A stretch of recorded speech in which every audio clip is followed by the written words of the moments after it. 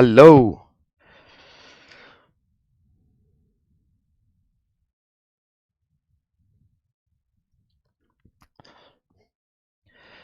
Good evening, Jay Warriors. So we are live and we are back with.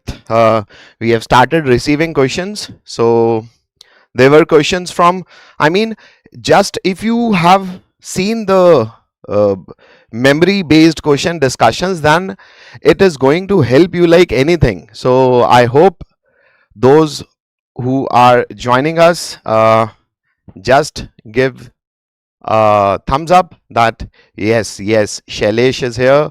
Okay, so as I always used to say, even if we are working for one, then the goal is done, because if we are helping, if we are able to help anybody and everybody is welcomed, and this is the only motive behind this memory based paper discussion, is because everything is getting repeated. Everything, not PYQ, the previous day questions, the logic, everything is getting repeated.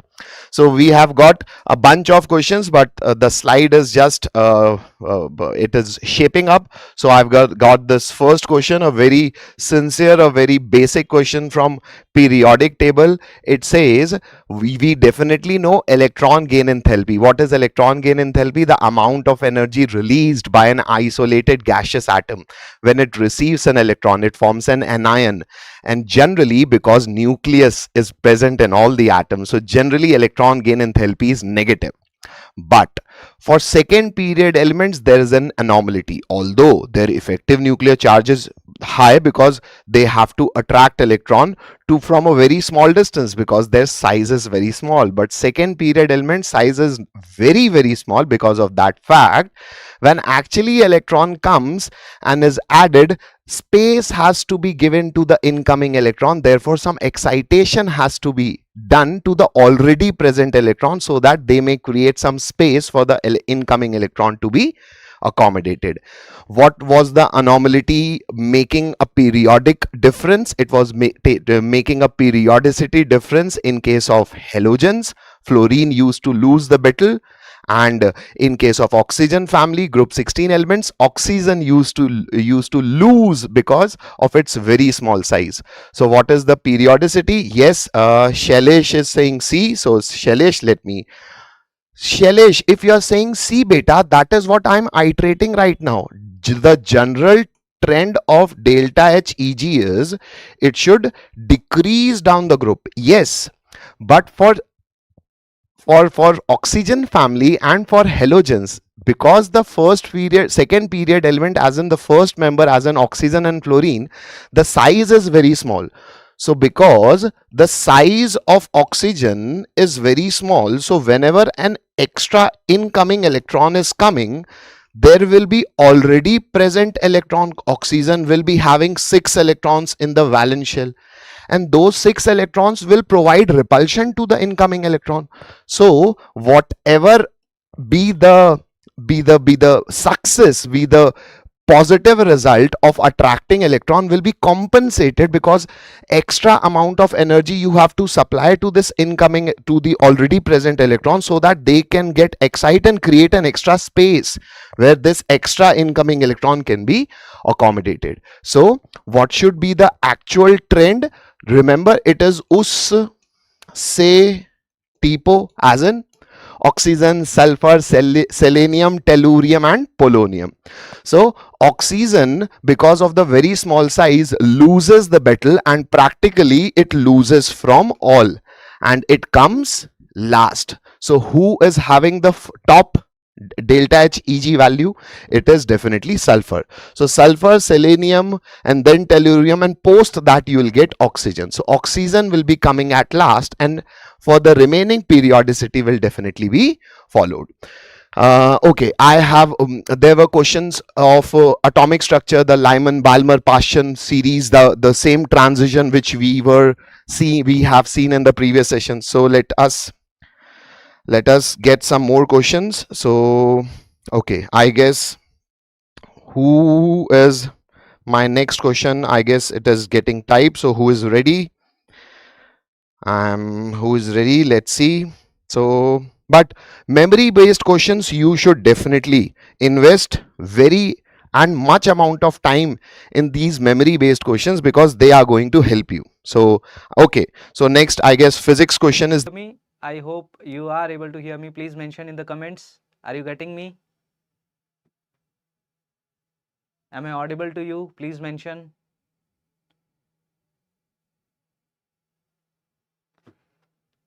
Okay, okay, great. Now, this is one of the simplest question, I'll say, in dimensions. We need to find the dimensions of epsilon naught E by, this should be T.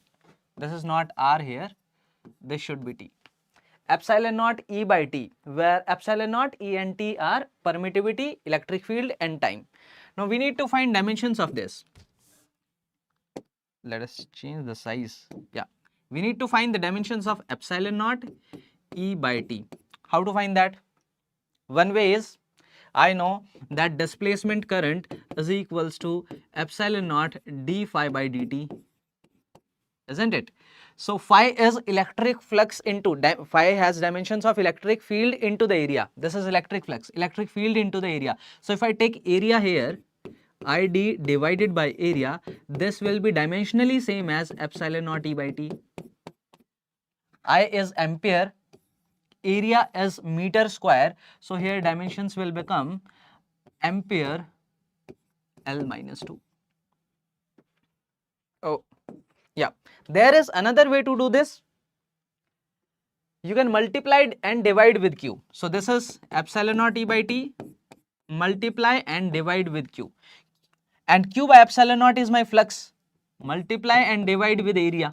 E into A, that is my area. Q by epsilon, E into A is my flux. Q by epsilon naught is also flux. So that will get cancelled. Q by T becomes current, current by area, the same thing. So if you, any of the formula, you know, if you know the formula for displacement current, that way also we can write. If you know the formula of, you can say, you can relate by flux, that way also we can do this. Wrong question. No, question is not wrong. Okay, so this is a memory based question. There may be some data can be here and there, that is there. Okay, because this is memory based, so we can understand that exactly the question may not be of this form exactly, but the concept is same, the things are the same in this question. They asked about units, not dimension. Okay, okay, okay, thank you. If you want to mention the units, then you can write the units. This is current divided by area, so this will become ampere per meter square. This is the unit here. Yeah, therefore I am saying I literally attempted it. Oh, great, great, great. That's great. So therefore I am saying things will be same, but you know, some things can be here and there a bit, everything else will be same. So here this is unit, he is saying that it was asked unit instead of dimensions, it can be there. I wrote the exam like 30 minutes ago. Okay, okay, okay, okay. Thank you for telling us. Okay, how was the paper? Can you tell me how was the level of physics, chemistry and maths? And also if anybody else is there from the second shift, please mention how was the level of the paper. I am expecting that physics should be on the easier side, except few questions, as we had seen in the first attempt also, in the morning attempt also, that most of the questions were easy except few questions. So that can be managed. Like if there is some more calculation in few of the questions, you can skip those questions for that. Okay. Okay. Now Deependra sir will come. So Deependra sir, it's over to you.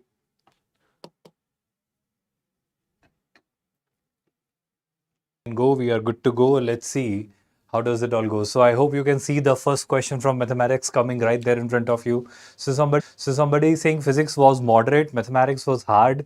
Okay, Satvik, we totally understand your emotions. Physics was easy, chemistry was easy. We totally get that. It is perfectly acceptable, and it should be understood that yes, mathematics is one of those sections where you find it conceptually tough and lengthy in terms of calculation. But look at this question. If you know the basics, if you know the nuances, you can solve questions based on complex equations. How? Have a look at that. What does the question say? First of all, look at the language of the question. It says there are complex numbers z1, z2, z3, z0 such that they fulfill or they satisfy this equation. So they are the roots of this complex equation.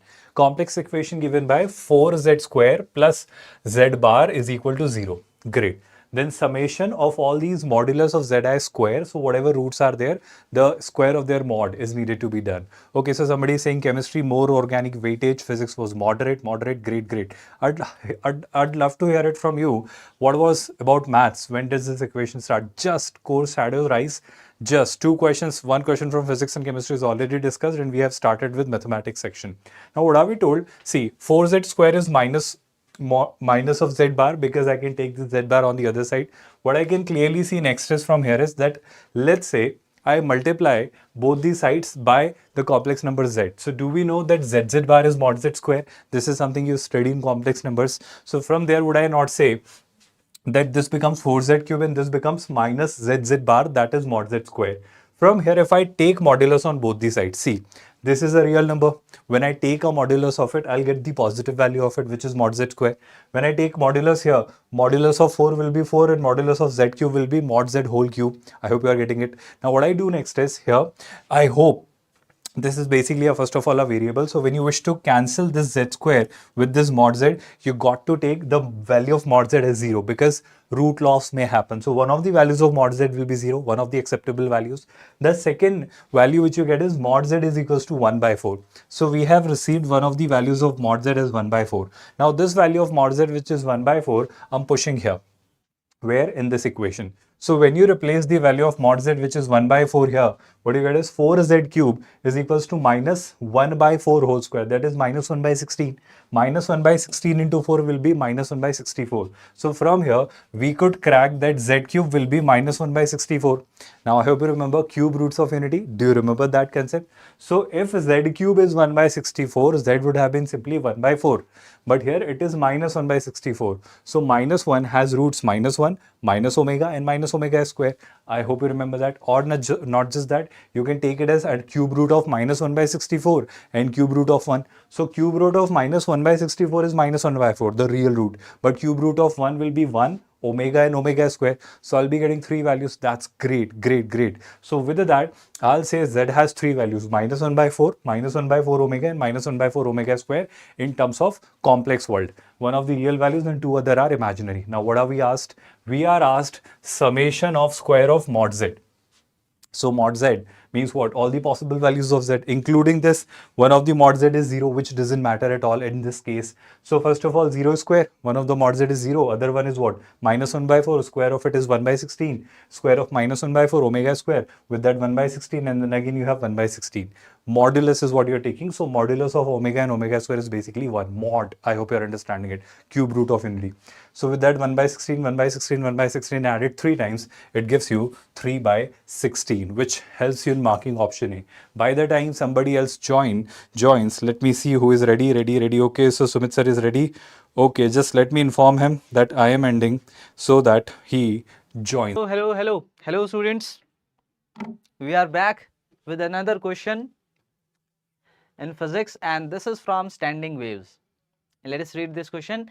An open organ pipe, third harmonic and sixth harmonic frequency differ by 3200. Find the length of organ pipe. So how we write the nth harmonic in open organ pipe? Frequency of nth harmonic is nv by 2 into L. This you should remember. If you talk about the closed pipe, then it is 2n plus 1 v by 4L, like that. Okay, so that is 2n minus 1 for harmonic. Okay, now here we are having third harmonic and sixth harmonic, and the difference is 3200. It means f6 minus f3, this is given to us as 3200. Write this. F3 will be 3, f6 will be 6v by 2L, f3 will be 3v by 2L. Difference will be 6 minus 3 into v by 2L, and this is given to us as 3200. What is this? 3 by 2L into what is V? Wave speed of sound, that is 320. 320, this is 3200. So 320, 320 here, 10 will remain. Okay. So L comes out to be 3 divided by 20 meter. If you convert that to centimeter, multiply with 100. So 5, this comes out to be 15 centimeter, which is option C.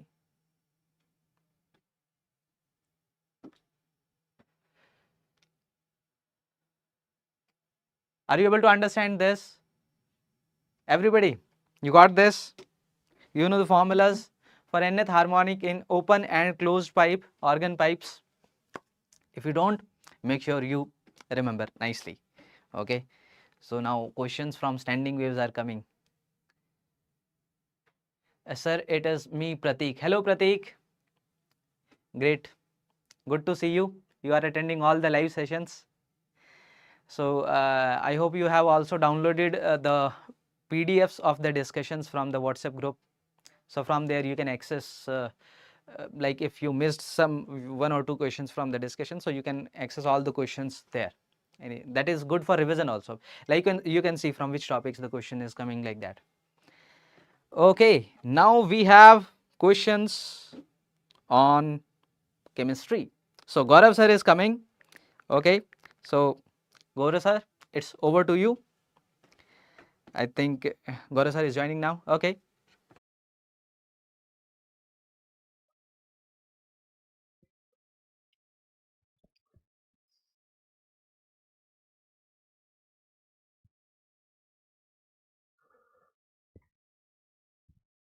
Thank you so much, sir. I have 2 questions now. So now a mole concept logic. So in fact, the type of questions we had in the 3 papers, it is like we are getting the same repetition of the similar questions. So let me just put the volume of the video down. Yeah, so I was actually hearing my voice, so I want to hear your voice. So yes, Velour, welcome back. You were not there in the first papers discussion. I hope you saw the recording. So let's okay, answer 0 point D, 0.3.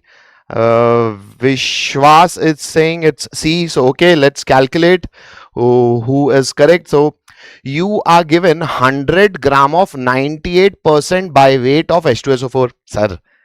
The solution, which is H2SO4, is 98% pure. So 98% is H2SO4, then remaining will definitely be water.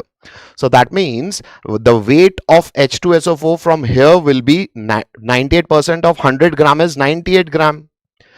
Coming to the other solution, okay sir, it is also H2SO4, and the 49% of 100 gram is again 49 grams.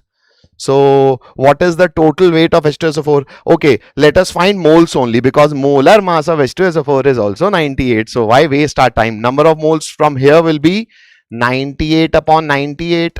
That means you have 1 moles from the first solution. So N1, that is moles of H2SO4 from first, is 1 mole. Number of moles from this second is 49 upon 98, that is, it is 0.5. So what are you supposed to calculate? Mole fraction of the solution, which is having H2SO4. So mole fraction of the solute, which is H2SO4, will be total moles of H2SO4 upon total moles of H2SO4 plus total moles of water, because this is the solution. Solution is containing solute H2SO4 and solvent water. So do the basic mathematics for them, sir. For H2SO4 we have already calculated. From the first it is 1, from the second it is 0.5. So this is definitely 1.5. Now what about the total moles of solution? Sir, total moles of solution is moles of solute plus moles of solvent. So let us calculate moles of solvent. Out of that 100 gram, 98 gram was H2SO4, so 2 gram must be water. So 2 gram from this. What about this one?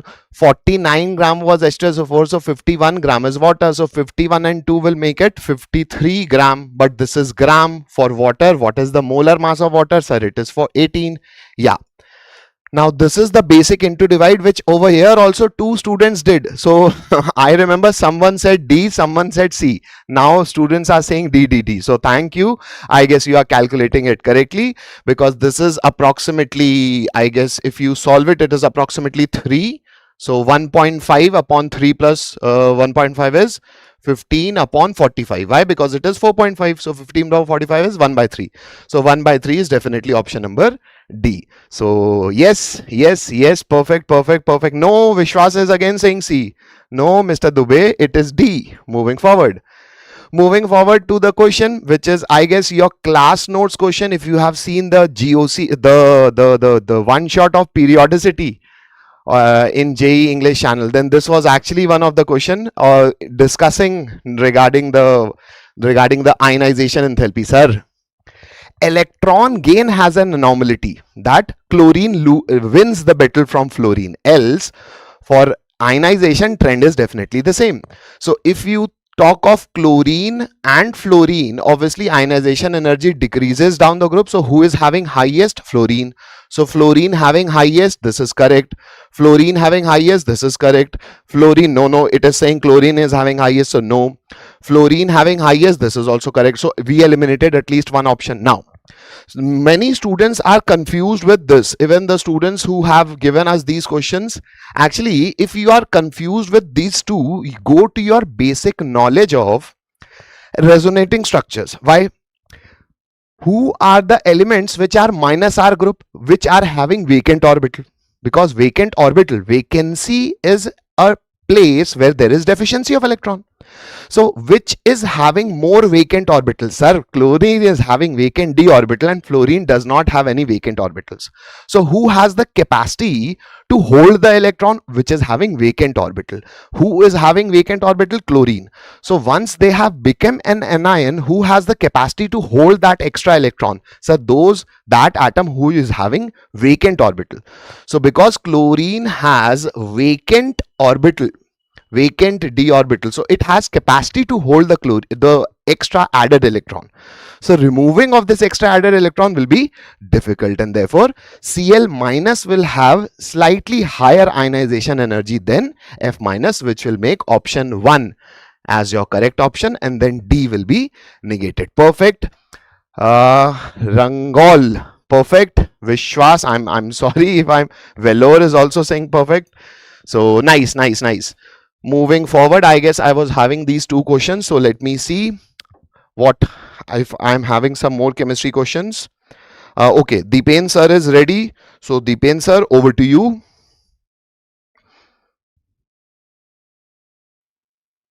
I think we are good to go. I think Gaurav sir has ended the stream. Just give me a quick confirmation. Okay, great. So I have received the response from Gaurav sir. So we have received the second question for the day from mathematics. I hope you can see that question right there in front of you on the screen. So yes, this is a question from again area under the curve, a very beautiful concept using the concept of indefinite integration as well, a very special formula of special integrals. Have a look at that. First of all, the moment you see ellipse, you should have this idea in mind that special integrals will be used. Under root over x square plus a square, under root over x square minus a square, under root over a square minus x square, 1 upon under root over x square plus a square, 1 upon x square plus a square, 1 upon under root a square minus x square. So there were 6 to 7 or 8 variants of special integrals which you should by heart.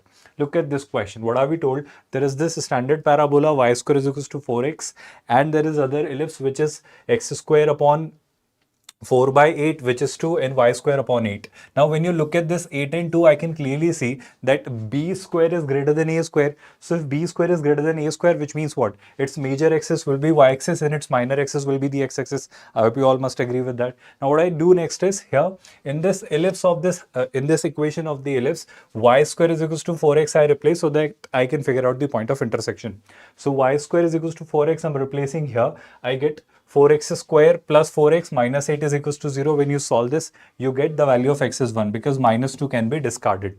So we get the value of x is 1. So I can clearly see the symmetry. This is your parabola and this is the ellipse. So This less than equal to means what? The region inside the parabola. This less than equal to means what? The region inside the ellipse. So the region will be this, the yellow shaded region. I hope you all must agree with that. Can I move ahead with that? So here, what I clearly see is now, let's take a horizontal stripe here like this. So here, when I take this horizontal stripe that is parallel to the x-axis, I hope, why am I doing this? Because this I'll take as the upper curve and this I'll take as the lower curve. I hope you are understanding the intent. So upper curve is going to be the ellipse, the lower curve is going to be the parabola, but in terms of y. So I'll be writing x in terms of y. So first of all, I write x, the upper curve of ellipse. So x is going to be 8 minus y square upon 4 inside an under root. I hope you got that. The lower curve is parabola. So x from here will be y square by 4.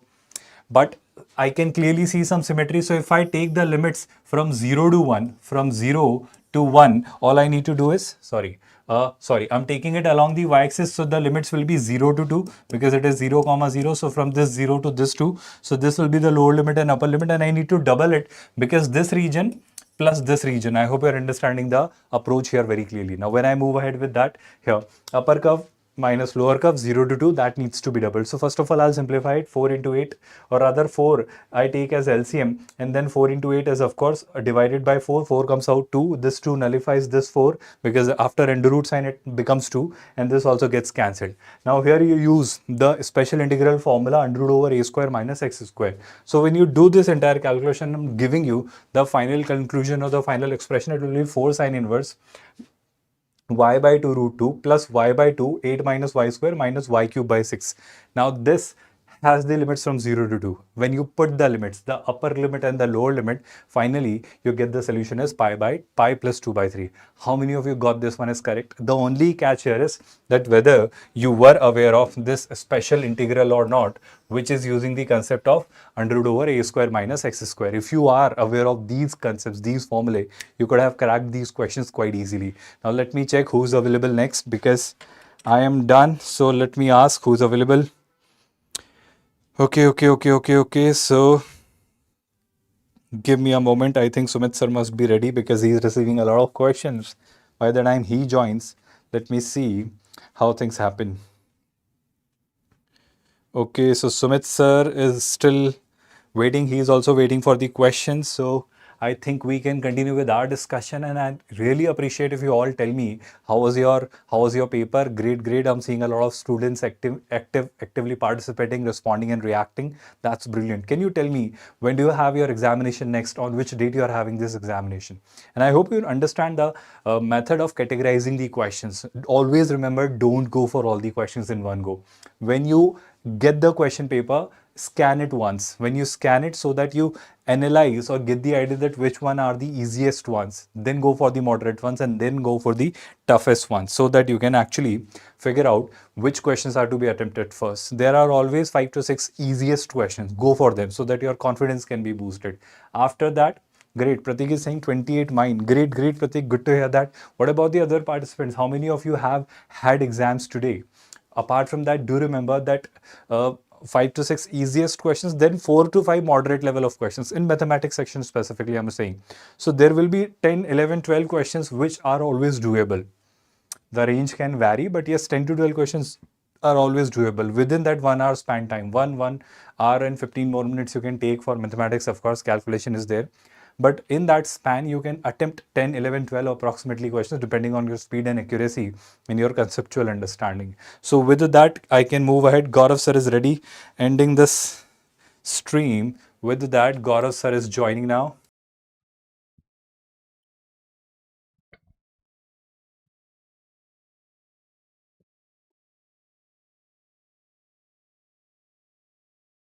Yes, guys.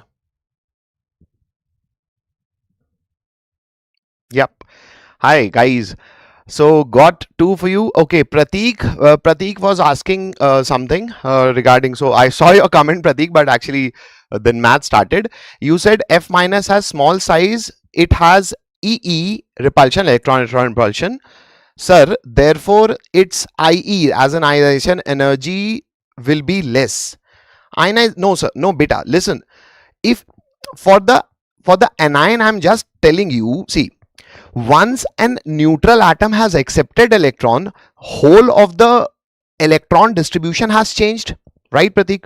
So if the electron distribution has actually got changed, now you have to think that who has the better capacity of holding that electron.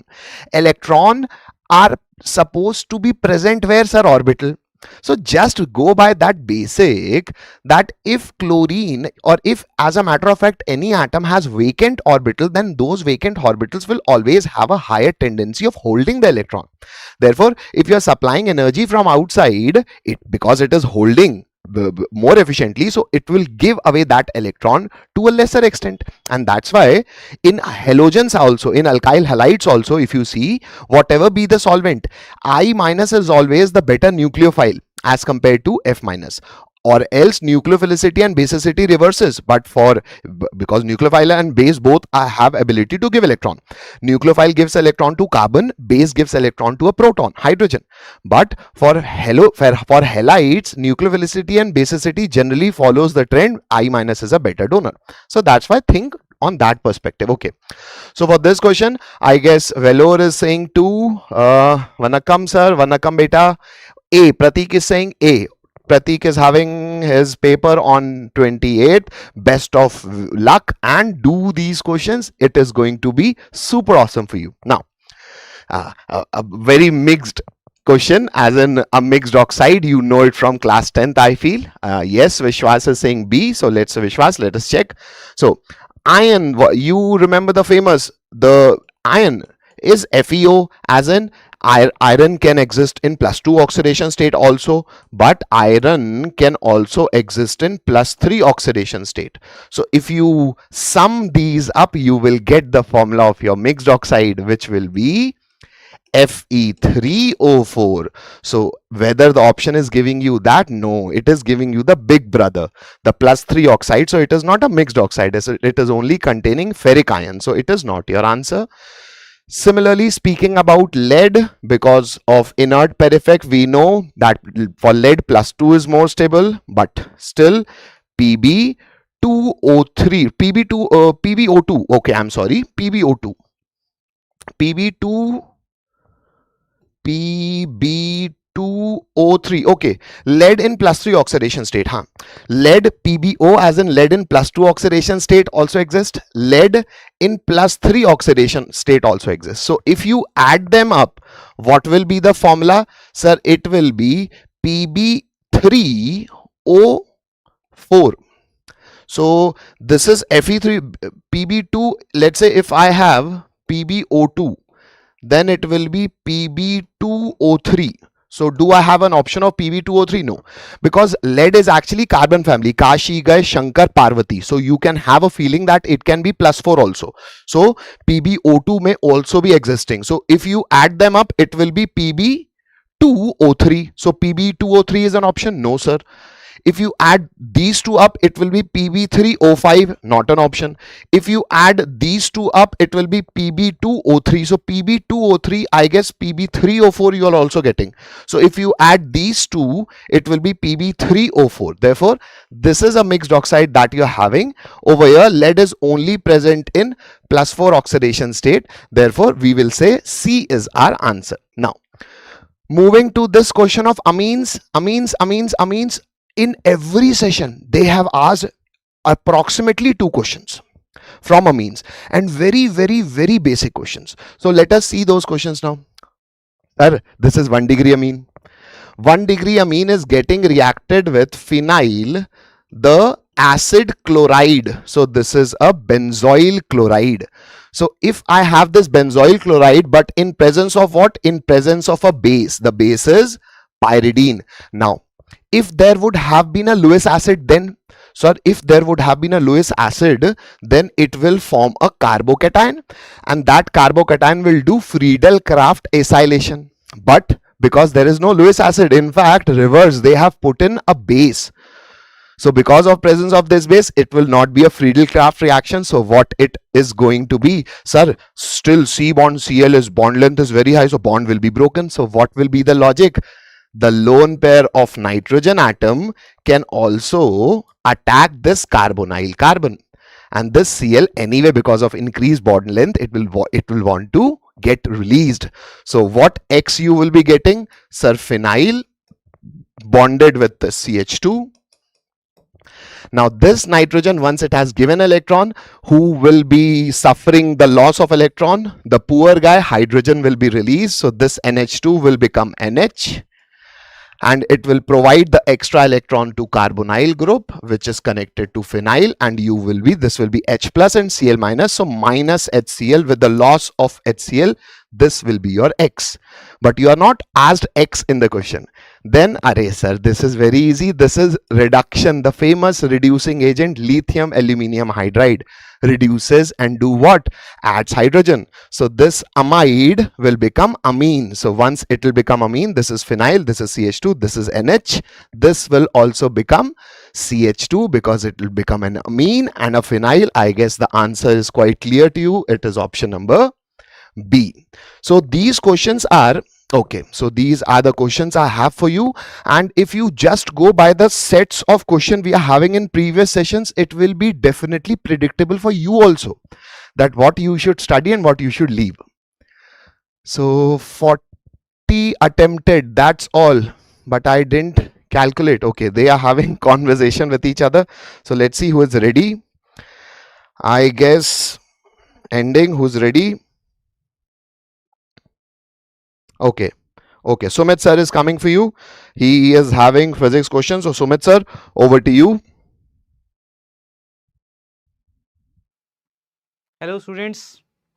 So in this shift also we are having a question from logic gates.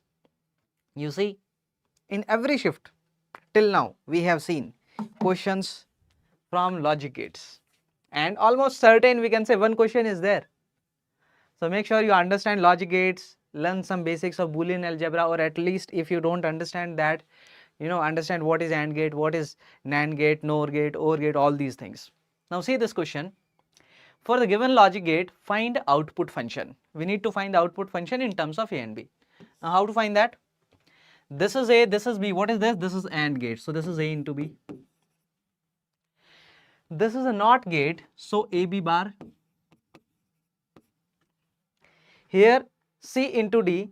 This is okay, there is a typing mistake, I think. Let me check.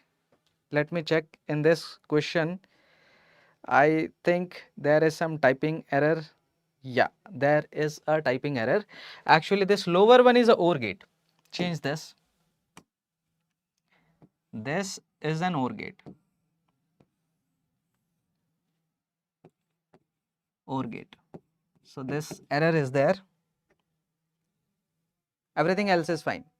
Okay. Now, this is C and this is D. So OR means C plus D. Okay.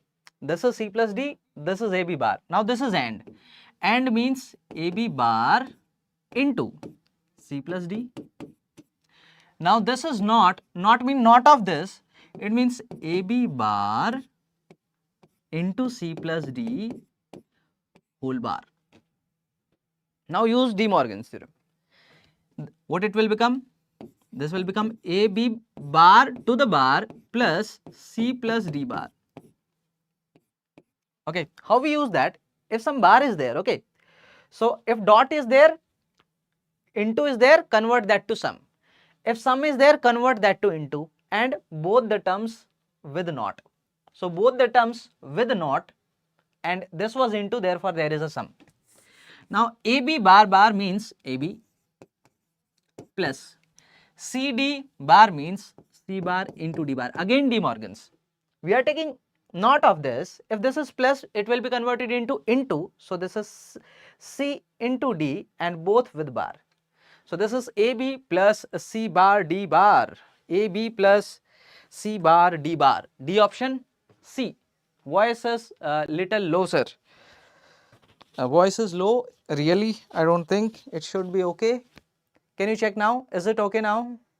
Yeah, it should be D. Pratik, it should be D, not C. It is C bar into D bar. Okay, okay, great, Pratik. Yeah, Vishwas is also getting D. That's great. That's great. So one question will be there in your shift, Pratik. Make sure You understand these concepts nicely. One question will be there. Now, from semiconductor, we have seen like logic gate question is almost certain in every shift. Till now, we have seen that. Okay, another question. Three identical uniformly charged balls, each of charge Q, are merged together to make a bigger ball. The ratio of potential of bigger to the smaller. Initially, we are having a smaller ball. Let us take radius as R. Its charge is Q. What will be the potential? So when they say potential, potential means potential of the surface. So its potential V1, that is K Q by R. Now 3 of this is merged to form a bigger one. What will be the charge of this? 3Q. Charge is inside. Let us take here radius is capital R. Now how to relate small r and capital R? Its volume is 3 times the volume of this. So its volume is 4 by 3 pi r cube. This is 3 times the volume of the smaller one. So my r comes out to be 3 to the power 1 by 3 into small r. So if I write the potential here V2, that will be K 3Q, this is the charge, divided by the radius of the bigger one. So this is K 3Q divided by, what is bigger r? That is 3 to the power 1 by 3 into small r. So this is 3 to the power 2 by 3, 2 by 3 into KQ by R.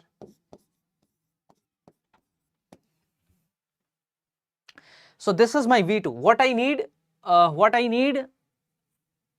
what is the ratio of potential of bigger to the smaller one? So if I write V2 by V1, this comes out to be 3 to the power 2 by 3. And this is given as x. And we need to find the value of x cube. Now you take the cube of this, what it will become? This is my x. Take x cube, it will become 3 square, that is 9. 9 is the correct answer. I feel physics is quite moderate. Yeah. Yes, sir, I will revise it for sure. Great. Yes. Simple question on potential. Another question. There are two vessels, one containing gas A, another gas B. The number density means number of molecules per unit volume, temperature of both the vessels are equal. The molecular size of A is half of B. Molecular size of A is half of B and molecular mass of A is 4 times that of B. If collision frequency of B is this, then the collision frequency of A will be. How we relate collision frequency? Lambda, the path difference, sorry, the mean free path, how we write that? 1 by root 2 pi d square n. This is how we write collision frequency. So now this is how we write mean free path. Frequency is 1 by time period. 1 divided by time period is lambda divided by the velocity, average speed. Okay. Yes. So this is my V divided by, V into 1 by lambda. Okay. So by lambda it will go in the numerator. So root 2 pi d square n. Check it if I am correct. Yes. So this is how we write the expression. Now I got the expression. Now velocity is the average. We need the relation. Now n is same for both. Diameter is different, V is different. Okay, how we write V? V is under root of 3 RT by M. No, this is average, root of 2 RT by M. So F is equals to root of 2 RT divided by molar mass into like this. Now what is same? Temperature is same. The number, density, pressure, temperature of both vessels are equal. It means T is same. What about R? R is constant. What about N? N is same. Diameter is different. Mass is different. So my frequency is coming proportional to d square by root of m. Everything else is same. Everything else is same. Frequency is coming out to be proportional to d square by root m. Getting it? Now, F1 by F2 is equal to d1 by d2 whole square into root of m2 by m1. molecular mass of A is 4 times of B, means M1 is 4 times of M2. This is 4 M2, A is 4 times of B. So this here 4 will become, okay, this will get cancelled. 1 by root 4 will give me 1 by 2. What about D1, D2 relation? The molecular size of A is half that of B, means D2 is twice of B, isn't it? D2 is twice of B. So this becomes 1 by 2. So 1 by 2 square, this becomes 1 by 4. This becomes F1 by F2. This becomes 1 by 8. The collision frequency of B, we know. What is the collision frequency of A? No, sorry. If the collision frequency of B is this, the collision frequency of A will be. So B frequency is given. What is frequency of A? So F1 will be the collision frequency of B by 8. So 32 into 10 to the power, how much it is? 18. It is 32 or 3.2? 32. Divided by 8. So this becomes 4 into 10 to the power 18.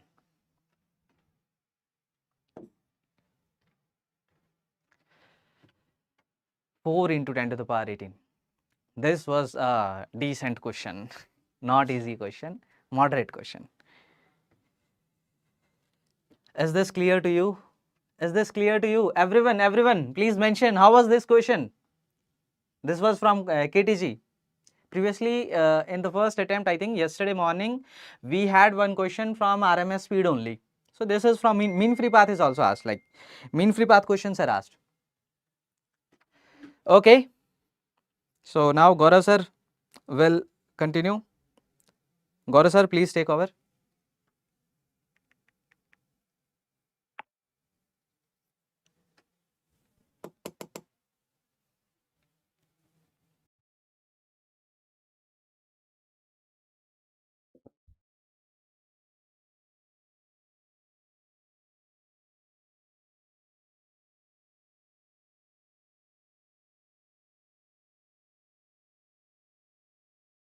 Okay.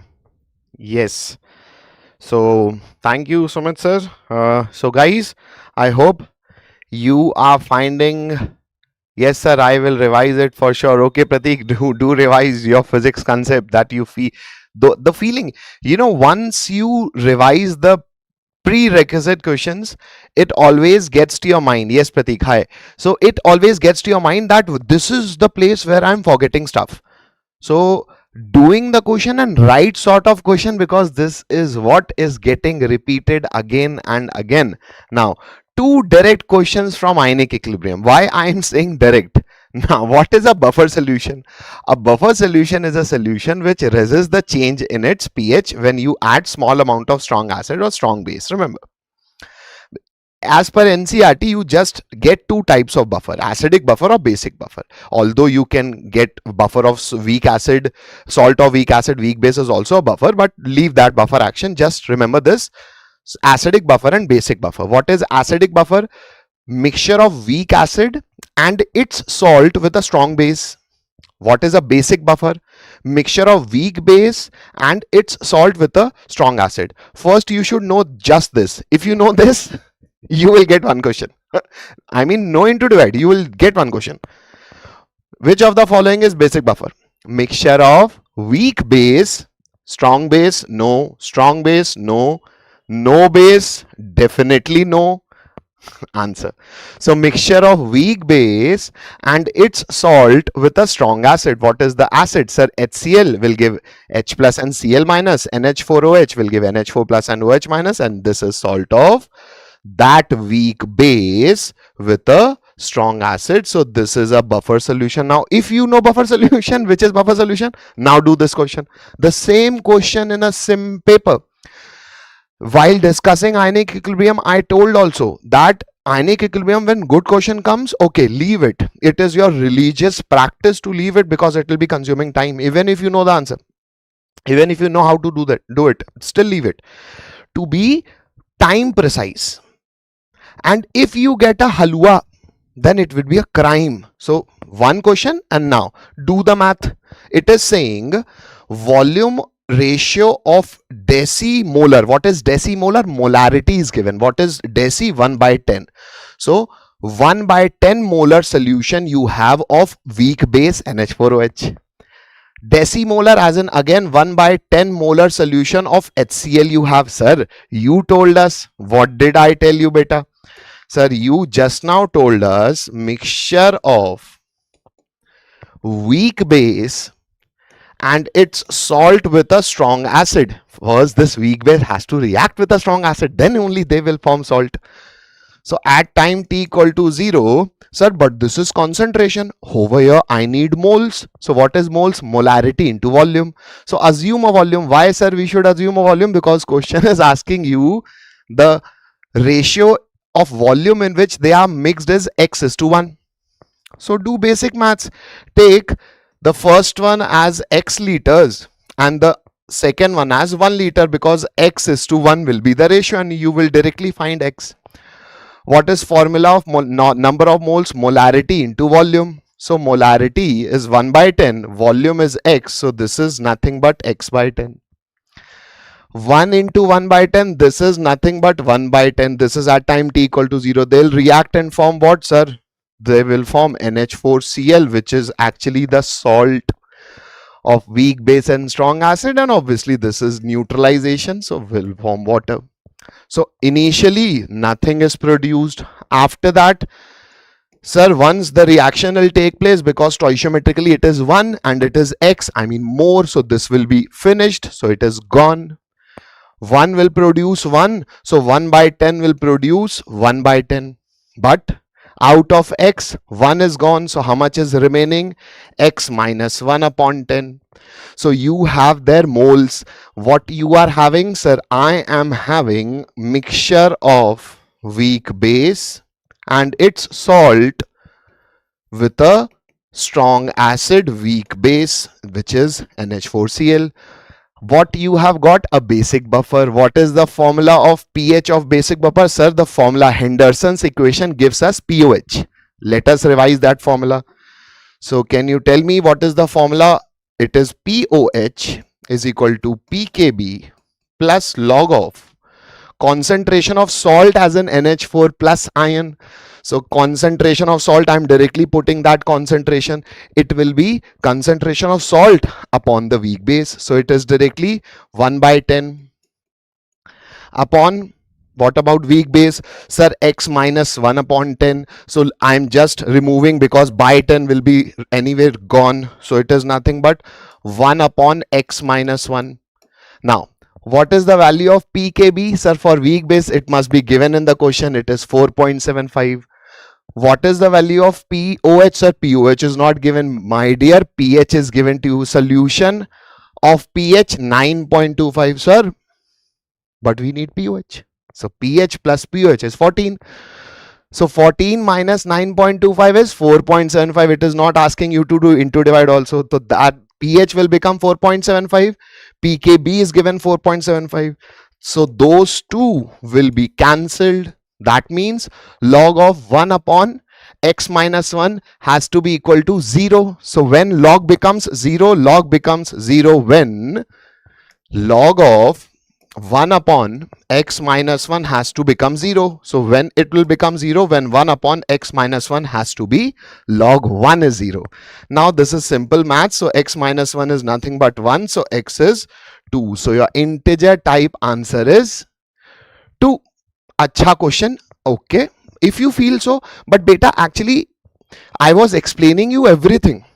In fact, while discussing this question, I made you revise complete buffer action, buffer solution calculation. And why? Because people leave ionic equilibrium, and I want you, if such halwa is coming, you should definitely attempt it. Yes, it is not an easy question, but a moderate one, but you can attempt it.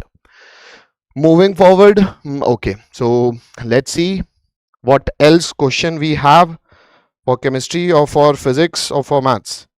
Deepen sir is ready. So ending and over to Deepen sir. So great. I hope Gaurav sir has ended the stream and I'm properly visible and audible. Just give me a quick confirm I become visible to you all. Just let me watch it and clarify it. Great. So yes, some are saying that questions were tough, some are saying easy, great. So I hope you can see this question right there on the screen. Another question from statistics. Everybody, all of you should be able to solve these questions. Statistics is that short chapter from where questions are going to be asked. A definite question, a short question is going to be asked. Satvik Ashwin is saying, sir, I got this correct. Beautiful, lovely. That's great. And we are really proud that statistics is something where you are definitely getting +4. You don't lose it. This is bonus mark. Everybody is going to get this +4. How? Have a look at that. Mean deviation about median.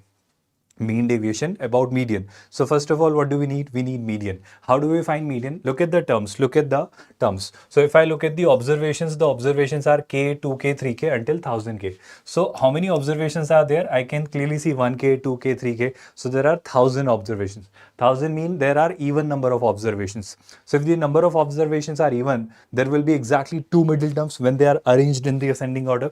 I hope you are getting my point very clearly. So here, the two middle terms will be 500k and 501k. So if I take the median, it will be sum of these two, the average of these two terms, which is 500k plus 501k by 2. So some are difficult in the start. Great. Okay, no worries with that. Just go ahead with that. All the best everyone to tomorrow. Great. Okay, that's great. So with that, we could crack the median. Now, how do we find mean deviation about the median? So I'll find the mean, but deviation about the median. So how do we do that? Mod of x1 minus median plus mod of x2 minus median until xn minus median divided by n, the number of terms. So how will I start with this? K minus median plus 2k minus median plus 3k minus median, but I'll keep putting a mod deviation, right? Divided by number of observations, which are 1000. Now with that, we clearly know that this mean deviation about median is given as 500. Now when you start calculating k minus 500.5k, it's pure calculation, right? So it will be 499.5k, then the next time will be 498.5k and so on. So you are clearly seeing a sequence getting formed, and here it will end with 0.5k. I hope you're understanding, because everything is getting doubled, half of the terms here and other half there. So everything is getting doubled, and this 1000 I multiply with this 500. When you do this calculation, which I'm skipping at this stage, when you do this entire calculation, you receive or get the value of k as 2. Statistics is all about formula and a little bit of calculation. In maths, you cannot get rid of maths. It is inevitable, right? So with that, we know that we have cracked the value of k, which is 2. So if k is 2, you are asked the value of k square, which should be 4. Option A should be marked by you. Can we move ahead towards the next question, students? Are you all learning, watching, and understanding? Let's have a look at the next question for the day. So far, in a rush, this is what I could think of, but there could be some other approaches as well. But right now, this is a little lengthy approach, but this is what we could figure out. What is it? Let's have a look at that. This is one of those easiest questions, but a lengthy one. So it will make you waste a lot of time. But if you have infinite times, you should have this question with you. Great. So great, that's brilliant. A lot of students are participating and responding. 4x square plus y square is said to be 52, less than 52. And we are told that x and y are integers, mind you, integers. And the number of ordered pairs x comma y. So how easy this question is? You just start with whichever value you take. So first of all, I'll write this x square as, or I'll write y square as 52 minus 4x square. I hope we can take it like this.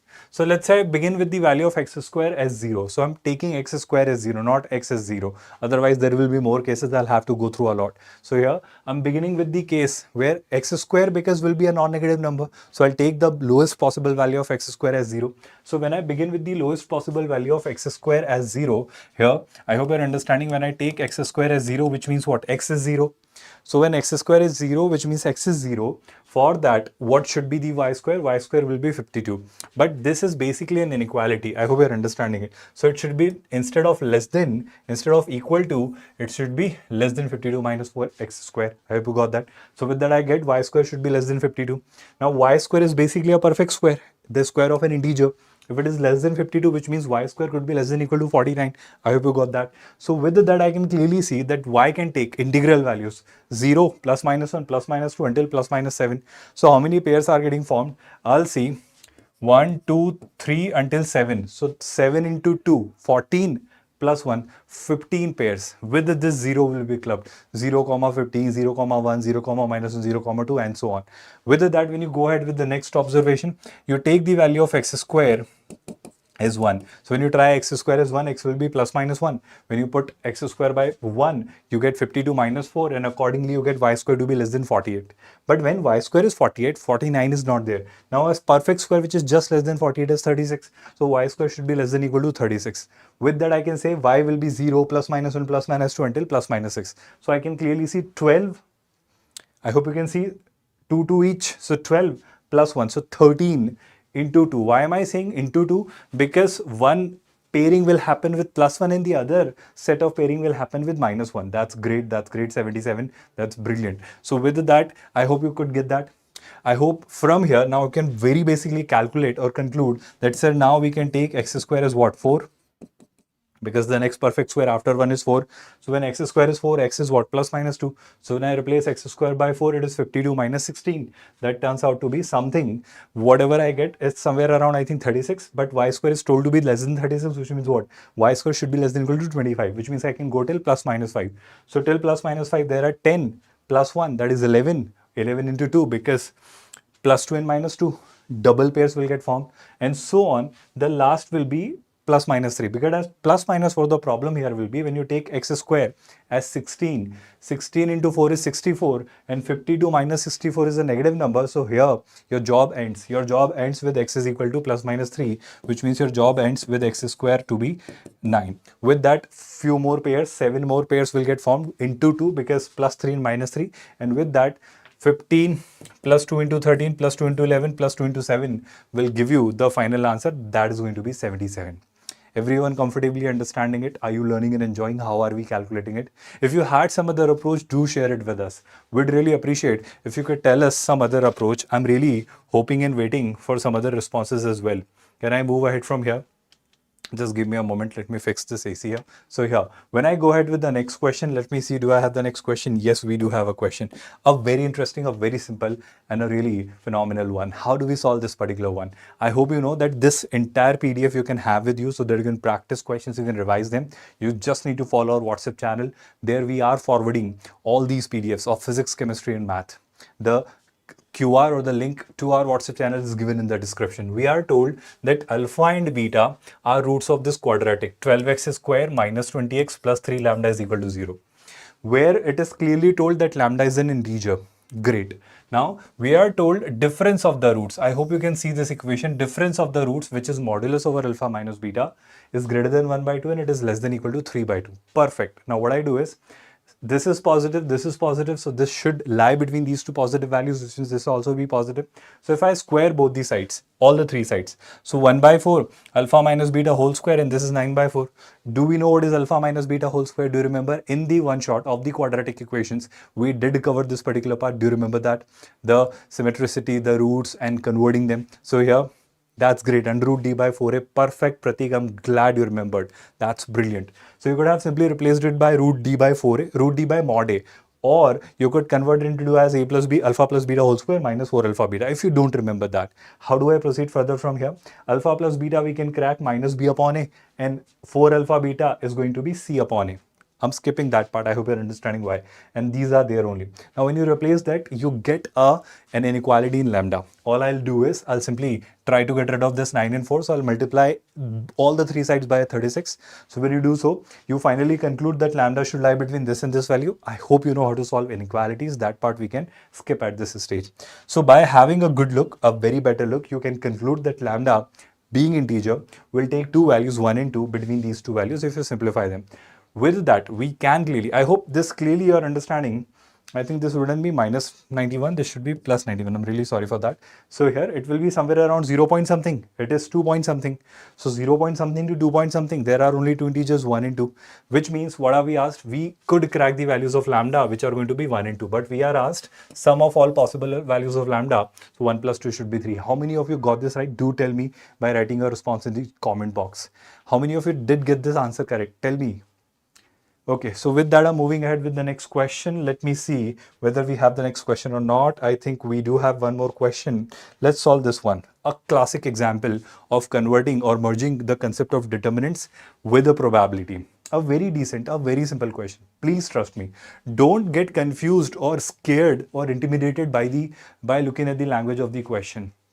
It is not like that. Read the question, invest some time in understanding the language, comprehend the question. And trust me, Einstein and a lot of great scientists, mathematicians have said it, problem solvers have said it, that yes, the moment you understand the problem, half of the problem, and mark my words, 99% of the problem is solved the moment you understand the problem. Because now the job is to solve the problem, because you have understood the problem, right? So here we are told that this is a system of linear equations, x, y, z, three variables, three linear equations. What I do here is let n be the number of dice when rolled randomly. Dice is being rolled, remember. Then p, probability that system equation has unique solution. System of equation has unique solution. When do you have a unique solution? Sir, we have a unique solution when delta is not 0. Delta is not equal to 0. What is delta? Coefficients of x, y, and z should not be 0. So coefficient of x are 1, 1, 0. Minus n minus of n minus 2 and n minus 1, and there 1 n plus 1 and 1. So when you take this determinant, you can use simple basic expansion of the determinants, or you can use the Sarus rule of the expansion of determinant. I hope you remember that technique. We have released shorts, one shots, 15 by 15 series, and a lot of videos where we have discussed a lot of short techniques. Right after or right before your examination also, we have given you a complete revision of all the formulae of mathematics. There also you can revise all these formulae which are being used, so that you can go through entire mathematics in that one shot. So when you simplify this determinant, you get it in this factorized form, where you see that n could not be minus 1 or n could not be 2. We clearly see n could not be minus 1, because when you throw a dice, n can never be minus 1. So what I can conclude is that n should not be 2. Great. So if n cannot be 2, so what n can be? So to have a unique solution, what are we told? Probability that system equation have a unique solution. So n should not be 2. So it says that n should be what? So when you throw a dice, you can have 1, 2, 3, 4, 5, 6, but n should not be 2 to make it have a unique solution, which means n should be 1, 2, 3, 4, sorry, 1, 3, 4, 5, 6. 5 possibilities are still there which are acceptable. So for these 5 values of n, I will have a unique solution. I hope this much part is very well understood by you all. Great. From here, when I move ahead, what I see is this probability is given by k by 6. See, how many choices do I have? So I can say I can have 5 values of n. 5 are favorable outcomes, 1, 3, 4, 5, 6. So when I throw a dice and if I see 1, 3, 4, 5, 6, then these are 5 favorable outcomes, which for the values of which, if I take them as n and if I put them here, I'll get a unique solution. So 5 are acceptable outcomes out of total 6 outcomes. So we get the probability as 5 by 6. But as per them, the probability is k by 6. They have given you that the probability is k by 6. So when you simplify this, you get the value of k as 5. The question is pretty simple here, students. They say that sum of the value of k and all possible values of n. So these are all the possible values of n. This is the value of k, which even a 5th standard student can do, and you all can mark 24 as the correct answer. So I think I'm done so far. I'll of course start getting more questions. Let me see who's ready. Let me see. Let me just ask who is ready, so that I transfer the stream to either Gaurav sir or Sumit sir. So let me receive the response from them, and then we'll move towards the next set of questions. By the time Gaurav sir and Sumit sir make you aware of the questions which are appearing from chemistry and physics, then I'll also keep preparing questions and show you. So we are back with few more questions on physics. This question was like a ship in lion skin. Okay, anyways, you are talking about maths, I think. Okay, now we are having a question on this is from Bohr's model. Energy of first Balmer line in hydrogen-like atom is x joules. Then energy of second Balmer line is, okay. So how we write? What is Balmer line? When the transition is to the second state. So the first Balmer line is from 3 to 2. And the second one is from 4 to 2. If I write the energy difference for this, how we relate the energy of nth level?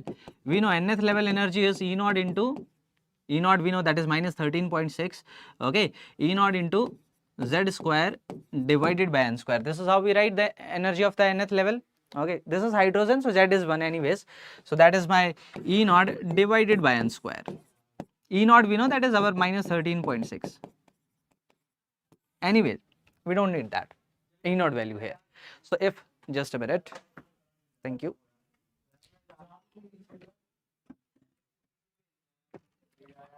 So if we write here energy, that will be my minus 13.6 into, what is that, 1 by 4 minus 1 by 9, n1 square minus n2 square.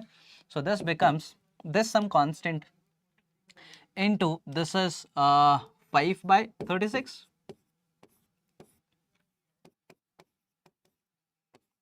This is what is it? It is given as x. Yeah, this is our x. So let us write this as x. Now for second, let us take this as y.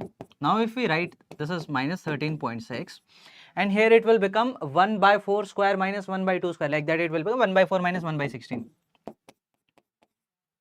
Or I'm not taking these things, I'm just putting E naught so that you are not confused. Okay, whatever it is, some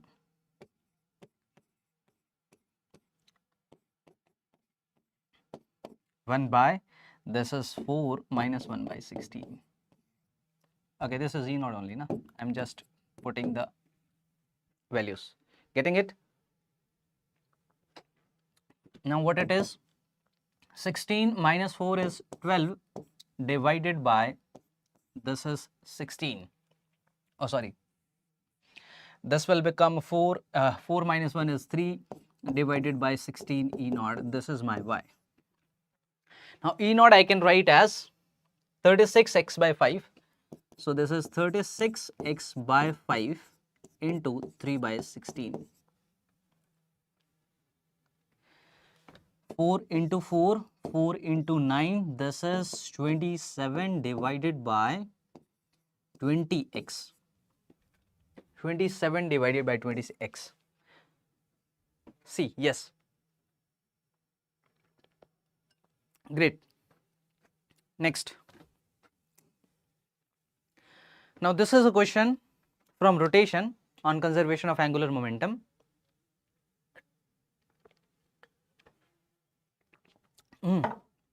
Two balls of mass 2m and m collides with rod of mass m and length L as shown. Okay. The two balls sticks to the rod after collision. Find V by omega if rod is hinged at center and the length is given as 8 meter.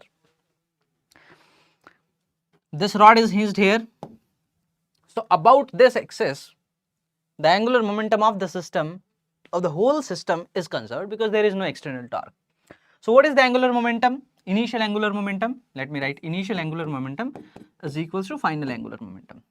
What is initial angular momentum? Due to this ball, 2 mv, how much is the perpendicular distance? L by 4. So 2 mv into L by 4.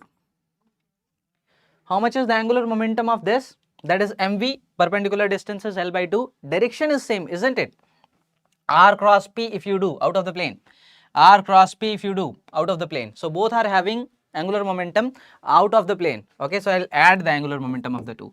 How much is that? mv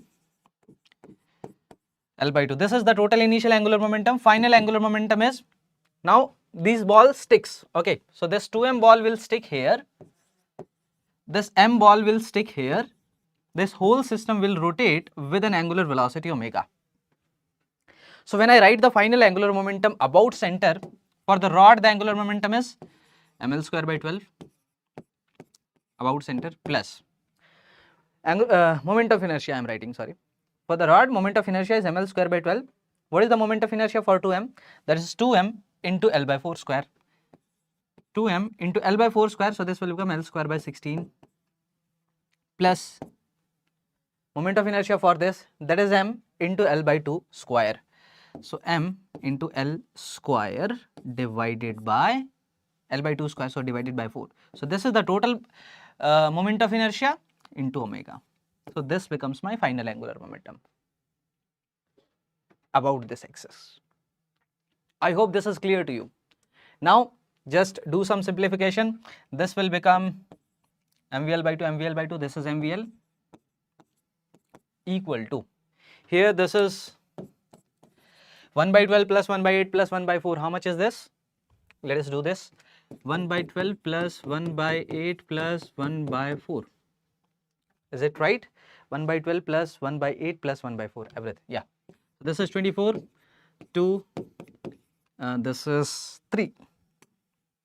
8 into 3. 4 into 6. 24. 6 into 3. 6 plus 3. 9 plus 2. 11. Divided by 24. This is 11 divided by 24. So let us write it. 11 divided by 24 ml square omega. M L L, and we need V by omega. So V by omega comes out to be 11 by 24 into L. What is L? L is 8 meter. 8.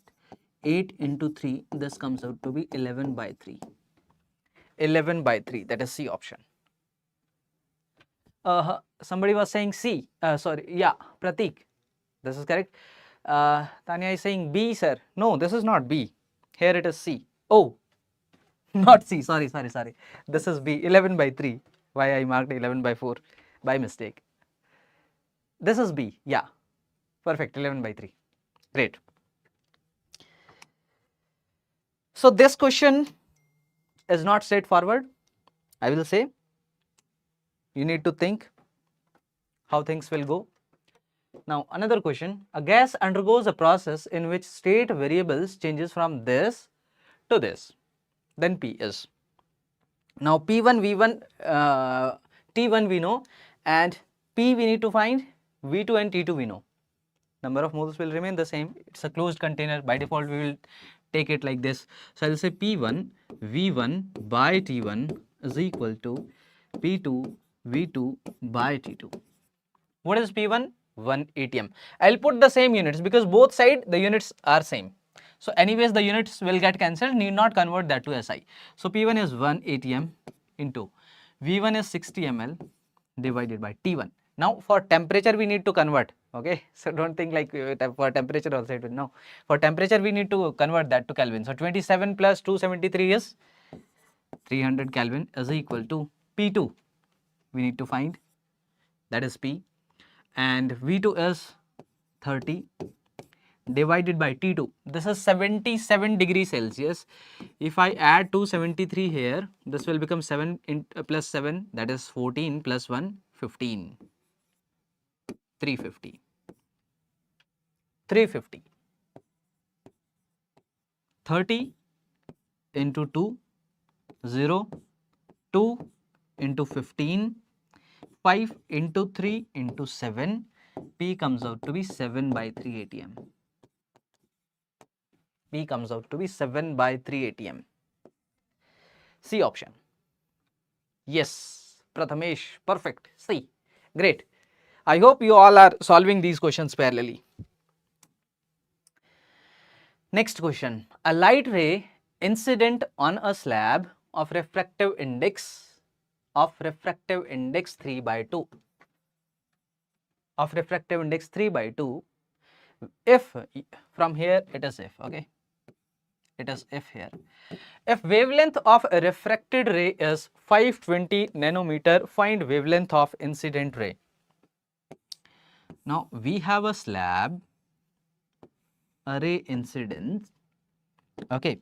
So when this ray will enter the second region, what thing will remain the same? Wavelength or frequency or speed? Speed will change, we know that. Frequency remains the same. We know speed is equals to frequency into the wavelength. Frequency is constant. Frequency is constant. It means I can say V1 by V2 is equals to lambda 1 divided by lambda 2. Okay. Now this here speed V1, here speed V2, here wavelength lambda 1, here wavelength lambda 2. What is V1? V1 by V2. What is V1 by V2? That is the refractive index, isn't it? In free space with respect to the medium. So that is my refractive index. So V1 by V2 is my refractive index.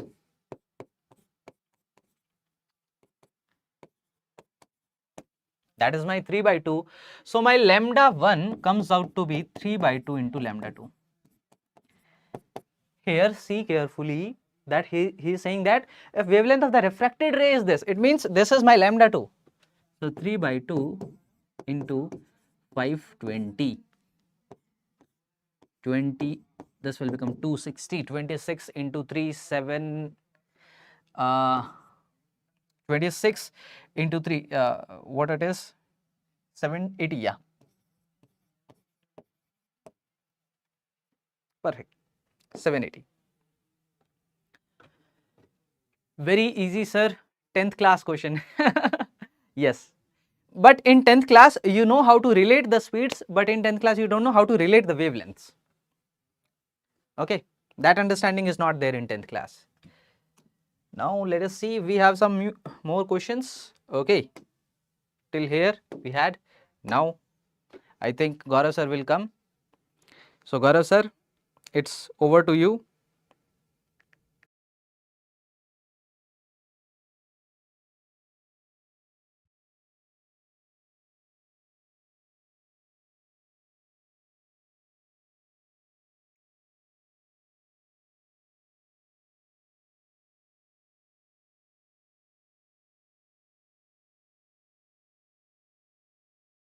Yes. Thank you, Sumit sir. Okay. Mukesh, you can have your doubt when once he come back, because now I'm here with three questions. Three questions I got typed, and this one, I mean, if you ask me, Ameen's, remember yesterday two questions, both the sessions today also, and again. In fact, the similar question that we just did, if you just remember this benzoyl chloride,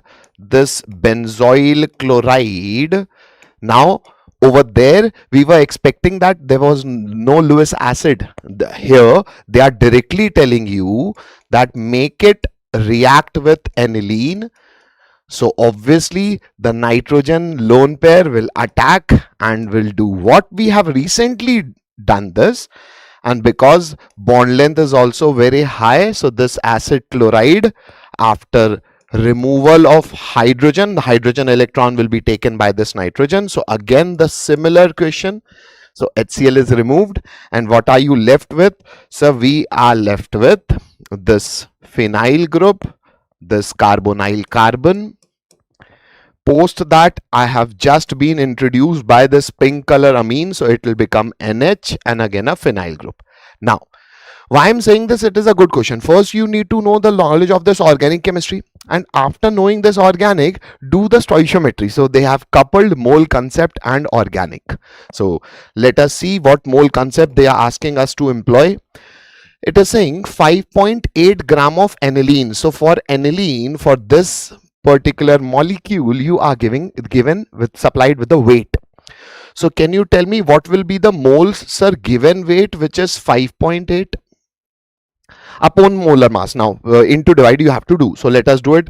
Benzene is C6H6, but because nitrogen is connected, I mean NH2, so one hydrogen gone, so C6H5, so 77 plus 14 of nitrogen plus 2. So I guess this is somewhere around 93. So this will be into divide here. Now you have to do. So this will be number of moles of this aniline. Now it is saying this much aniline is converted to benzanilide, this amide which is benzanilide, with some reaction sequences. Calculate mass of this product formed if percentage yield of the product, if the reaction is 82. Now again using the concept of mole concept, that percentage yield, theoretically it should give 1 mole of this will give 1 mole of this, stoichiometrically it is balanced. So n moles of this will give n moles of this, but when percentage productivity is 100%, theoretically question is saying it is 82%. So rather from stoichiometry you will say n gives n, but percentage conversion is 82%, so it will be 0.82 times of this n. So now you know what is the moles. This is the moles of product produced. Now let's see what the question is asking you. It is asking you the mass, not the moles. It is asking you the mass. Now just do the mole concept basic. If number of mole is this, Then can you tell me what will be the weight? Sir, this will be the weight upon now the molar mass of this product. So again, this is 77. So this is 77. So 77 multiplied by 2. Then nitrogen is 14 plus 1 plus 12 plus 16. So I guess if you do that, it is somewhere around 197. The plus minus you have to do. And once you put this value of n, I mean, a bit of n to divide will be required. And you will approximately, because it's an integer type question, so you will be landing up with 10 grams. So moving forward. Okay. So, okay. Nahi, beta, hold, because sir will be coming and we will be discussing your question. So I guess this, I hope this is clear to everyone. And moving to the next question. Now, here you do not have to move your pen. That's why it is said that you should be very, very, very devotional with organic. Why, sir? Why we do not have to move pen? Just read the question. It is saying an alkene on reductive ozonolysis. How do you do reductive ozonolysis? First react with ozone, an ozonide is formed, and post that reaction with zinc and water. See the double bond, break the double bond, and make double bond O on both sides. Rather, if it would have been oxidative ozonolysis, then both the carbonyl group C of the alkene added with double bonded oxygen, whatever hydrogen it is left behind, convert it into OH. But for what? For oxidative ozonolysis. NCRT only offers reductive ozonolysis, and they only ask reductive ozonolysis. And then why you are saying oxidative? In order to make you remember that if some good question would come, you have paper till 28. So revise everything regarding that topic is the purpose, and that's why I am also iterating everything around the topic. So for this question, you do not have to do anything. Just break the bond, add double bonded O. So double bonded O, double bonded O. The question is asking you, it should give methanol as one of the product. Sir, it is just one of the, I mean, the product will get double bonded O here, double bonded O here, and this bond will be broken. So it is not methanol. So in order to have methanol, your double bonded should be present with a single carbon. And that's why I said you do not have to, yes, B, perfectly. So this is the methanol, and that product will also get a double bonded O, but question is asking you should get a methanol. For getting methanol, you should be having a double bonded CH2. So B option is having it. This also will be broken from here. This also will be broken from here. All of them will give you a carbonyl compound, but methane will be given by Bombay. Coming to the next question, which is chemical bonding, thermodynamics, whatever you feel like to call, you can call. It is actually application of Hess law, and this Hess law NCRT gives you in chemical bonding also and during thermodynamics also. So you can tag this question at both places. Now, how the question has treated the question, how the question has treated you to put a tag to this question, then it will be thermodynamics, because we definitely know 1 mole of sodium solid plus this is half mole of chlorine gas will produce 1 mole of NaCl solid. This is the definition of enthalpy of formation. So enthalpy of formation is given out to be -411. But they have not written that what is this, the theoretical definition of enthalpy of formation. So they have not written it as enthalpy of formation. You should know that the definition of enthalpy of formation. Therefore, I am tagging this question with thermodynamics. So this is the enthalpy of formation of 1 mole of NaCl. Definitely right. Now, because this is enthalpy of formation, so I am forming this NaCl. Value of enthalpy change is this, whose value is -411 equal to. Now remember that Hess law cycle. How you will get NaCl? Sir, first Na solid will be converting to Na gas, because in order to give and take electron, you have to consider that atom as isolated gaseous atom. You only ionize an isolated gaseous atom as per the value of ionization enthalpy given. So first, let us sublime this sodium. So sodium solid changing to sodium gas is sublimation. It is an endothermic process. So the Hess law cycle, first you will change this by supplying 107 kilojoule. I have changed this sodium into sodium gas. Now convert this sodium gas into sodium cation, which will be the ionization. So again an endothermic process. So what amount of energy will be required?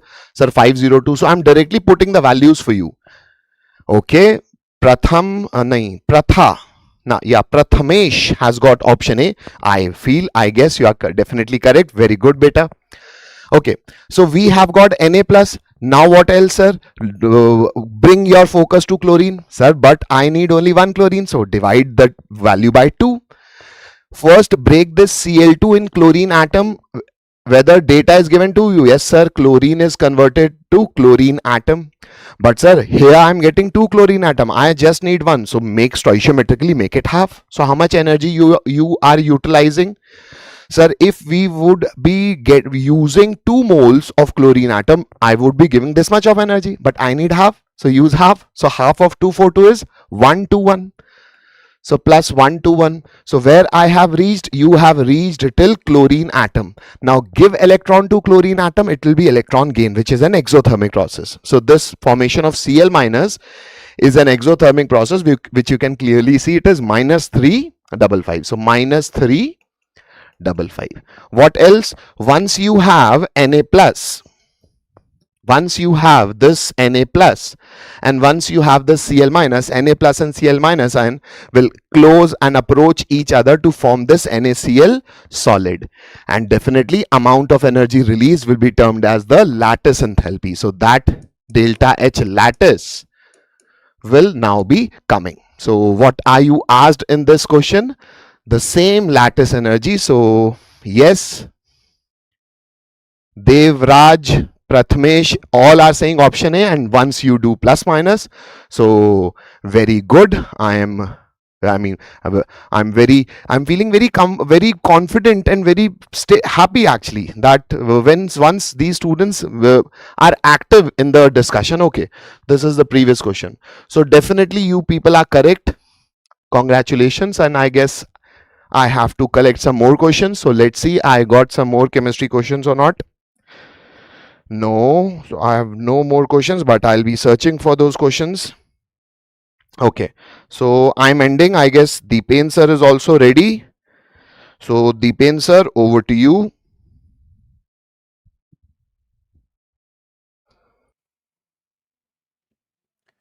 So hello. So hello. Just give me a quick response. Am I clearly audible? Am I clearly audible? Just give me a quick response. I have received a message from Gaurav sir. So I hope the screen which I have just shared, great, perfect. So I think we can go ahead with this. We have the next question right there in front of us on the screen. What does it say? A, B, C, R, and AP. So these are the three terms. Perfect. Now what are we told? That A greater than B greater than C, which means this is a decreasing GP. Sorry, this is a decreasing AP. So if it is a decreasing AP, I hope you are understanding why is it decreasing, because A is greater than B is greater than C. So the terms are decreasing. So if the terms are decreasing, that means the common ratio here should be negative. That conclusion I should carry with myself in my mind. Do you all agree with that? I hope all these students who are watching it live understanding it very clearly. Now, can I say that first term A can be taken as B minus D, B is B, and C can be taken as B plus D. D back if I go from B, it will be the first term. D ahead if I go from B, it will be the next term. These are the three terms. I am told that A plus B plus C is 1, which means B minus D plus B plus B plus D will be 1. Perfect. Now with that, D and D are cancelled. 3B we receive as 1. So we have cracked the middle term of this AP, which is 1 by 3. Perfect. Did you get that part? Great. So keep responding, keep participating, and do tell me how many of you got this answer. Now, if I go ahead with that, what are we additionally told? That A square, 2B square, and C square are in GP. So these are the three terms are in GP. So we know that square of middle term is equal to the product of the extreme two terms. So square of 2B square should be equal to A square C square. So 2 square will be 4.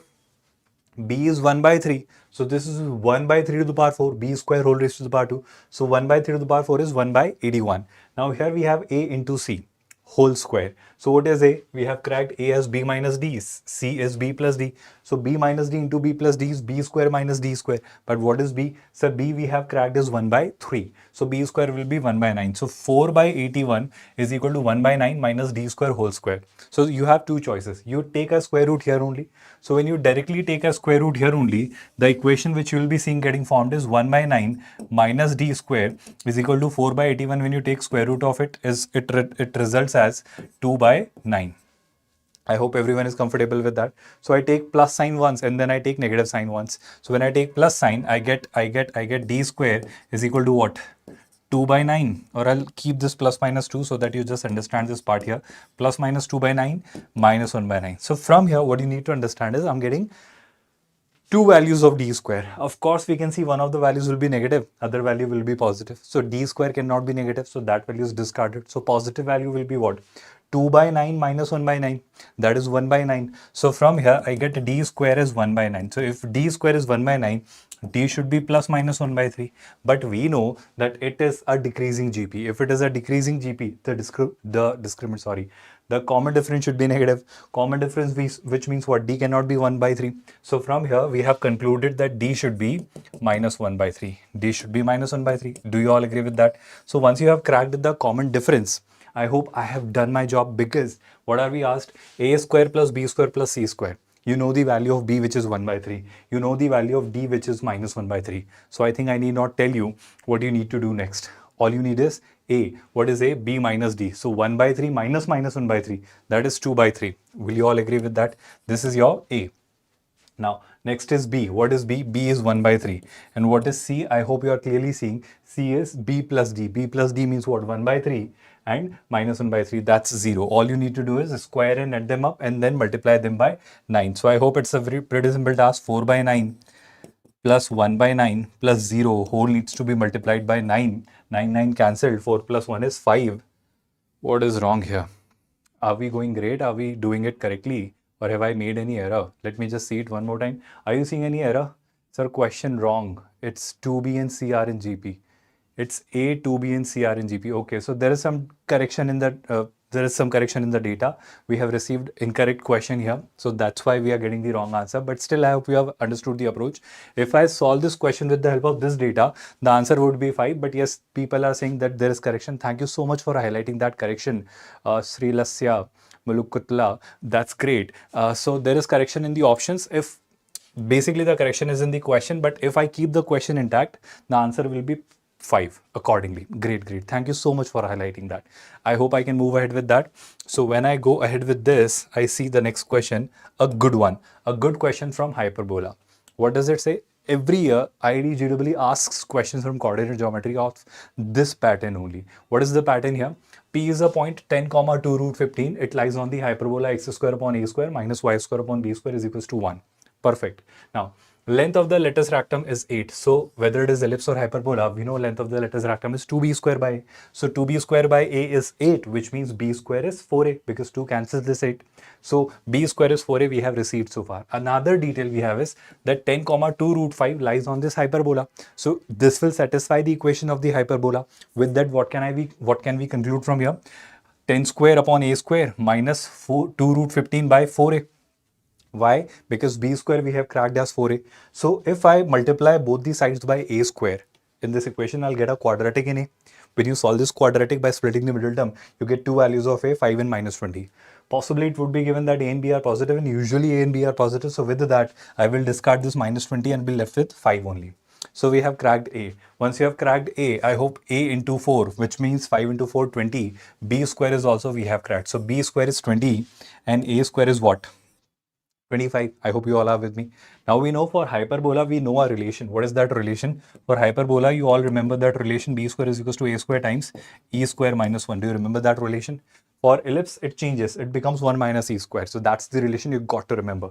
When you simply look at this particular expression, I hope I need not tell you, it will be b square is equals to a square e square minus a square. So when I take this a square on the other side, I get a square e square as a square plus b square. Now what is a square? A square we have cracked as 25. B square is 20. So 25 plus 20 is 45. So from here we have a square plus b square, that is a square is square as 45, which means ae will be under root 45. It should not be plus minus 45, because we are talking in terms of distance. Now why are we interested in figuring out plus minus the value of ae? Because now we are asked the area of the triangle P S1 S2, where S1 and S2 are the foci of the hyperbola. So S1 is minus ae comma 0, S2 is ae comma 0.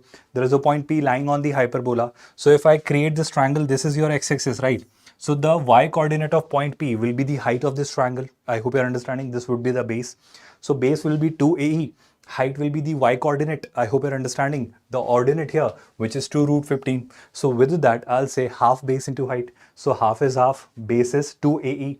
AE we have cracked as 3 root 5 into height, that is 2 root 15. So by solving this, you can find out the area, which I'm not doing. But along with this, do remember, what are we asked to figure out? The square of the area. So once you do that calculation, you figure out that area, which you all can do by yourself. I hope you all must have tried doing this question, and I hope you're realizing in coordinate geometry, they don't ask you tough questions. They ask you simple, straightforward questions. All you got to do is simply follow the follow the algorithm, whatever is given, just start going with that data. You will eventually end up getting the answer. Right, so with that, I think I am done with my part. I need to fetch more questions. By the time I fetch more questions, I'm calling Sumit sir. So let's see whether he's available or not. So the moment he says joining, I will end my stream. So let me just get a confirmation. To hear me? Am I audible to you?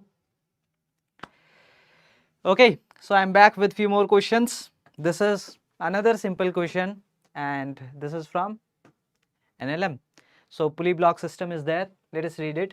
A frictionless pulley of mass 3m has two other blocks.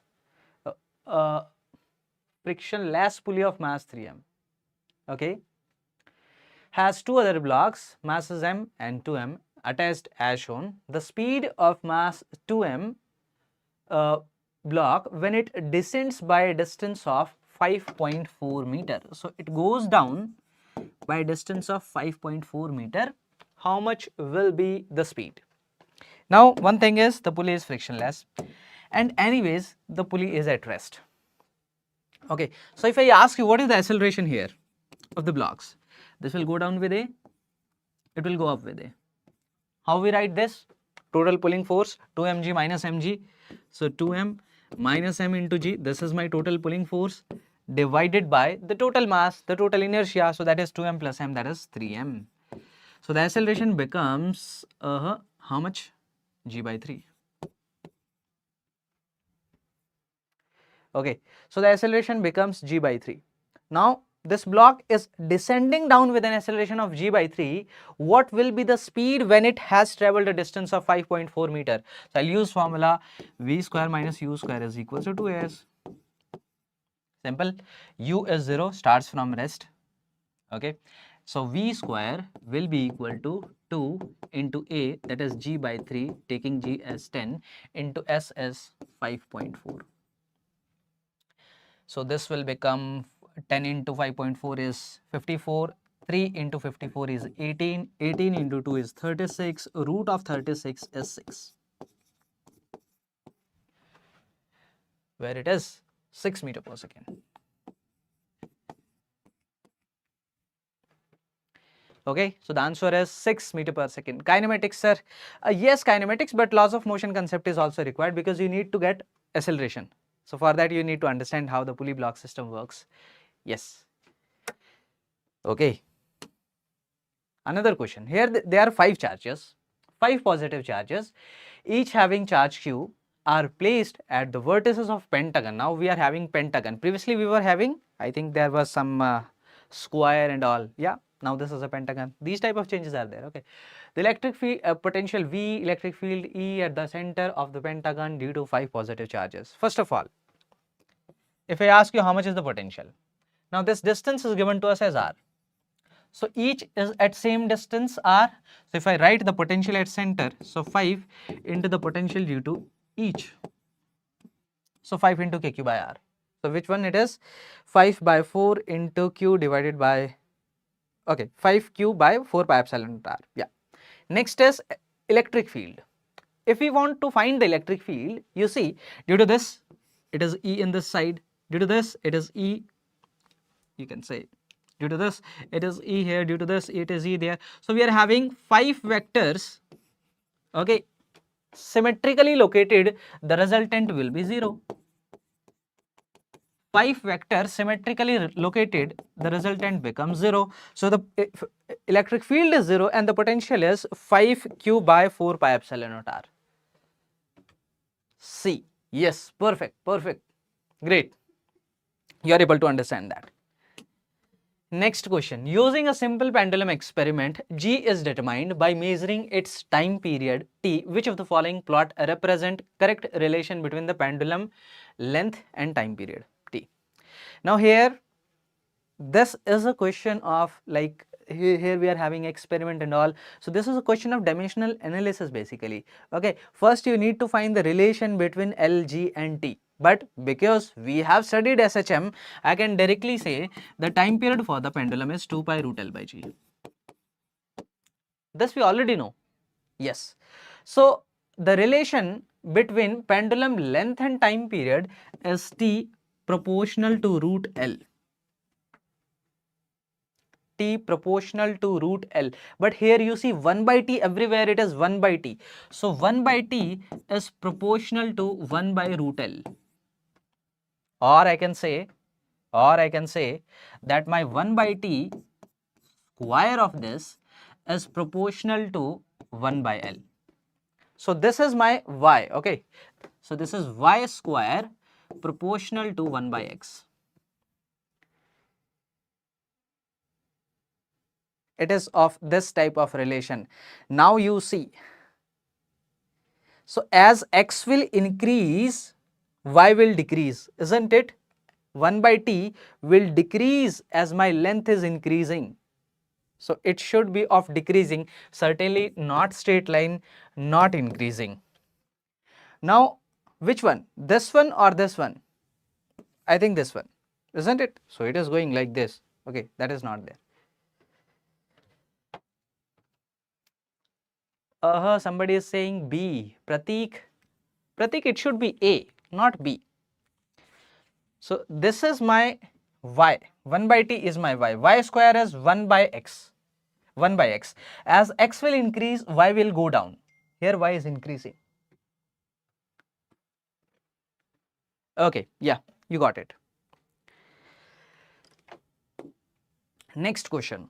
Work function of a metal surface is this. Threshold frequency, if the metal threshold frequency, here it should be of, the metal is this, the value of X is. Now threshold frequency means the minimum frequency that you need to just reject the electron, means electron is coming out with zero kinetic energy. So H mu is basically equals to the work function. The energy of the photon is just equal to the work function. Electron is just coming out with zero kinetic energy. So this threshold frequency is basically phi naught by H. What is the work function? That is 264 into 10 to the power minus 20 divided by, what is H? H is 6.6 into 10 to the power minus 34. So this becomes what? 10 to the power 14 here. 10 to the power 14 here we are having 264 divided by 6.4, and I can write this as, because I need it in terms of 10 to the power 15, so this will become 26.4 divided by 6.4 into 10 to the power 15. How much it is? 4 times, isn't it? Yeah. So 4 into 10 to the power 15 hertz it is coming. So my X value comes out to be 4. X comes out to be 4. Sir, previous question, sir previous one में T square था. Okay okay, अगर इसमें T square था then it is okay. You understood the relation. Basically you should understand that this is the relation. Okay, now if you know t square was there in the actual paper, then accordingly the plots will change. So this is a memory based question anyways. The key is that you understand the concept. This we already did, this question. Now another question, let us read this. This is a statement type question. Statement 1, work done by force F is, F to take a body from R1 to R2 is minus of integration of R1 to R2 F dot dr. Oh, that should be with positive sign, I think. Let me check the original question. If there is some typing error or actually it is like this. Okay. So it is minus from R1 to R2. Here negative sign is there. We know work done is basically integration of F dot dr from R1 to R2. This is the work done. Work done by a force F to take a body from R1 to R2 is minus of this. I will say this is incorrect. Actually, this is plus of that. Yes. Second is work done by conservative force depends on nature of path. No. Conservative force work done is independent of the path followed. This is what is the definition of the conservative force. C, we are getting C. S1 is true. No, S1 is not true. Prathamesh, S1 is not true. Here negative sign is there. I don't know about actual paper the negative sign was there or not, but here it is negative sign. This negative sign should not be there. Okay. It should be positive sign. If it is positive, it will be correct. If it is negative, it is incorrect. It is incorrect, it is incorrect. Therefore, both S1 and S2 are false. This should be false. Sir statement 1 में conservative force लिखा था.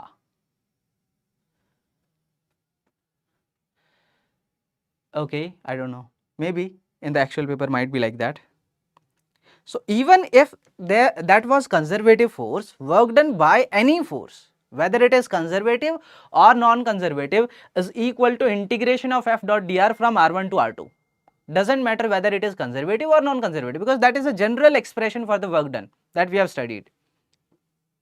Okay, general expression for the work done. Now let us see if we have another question. Yeah. So this is YDSC question. Let us read it out. Which of the following are true for YDSC experiment? Fringe width increases if slit width is constant. Okay, fringe width. I already mentioned that previously also there was a statement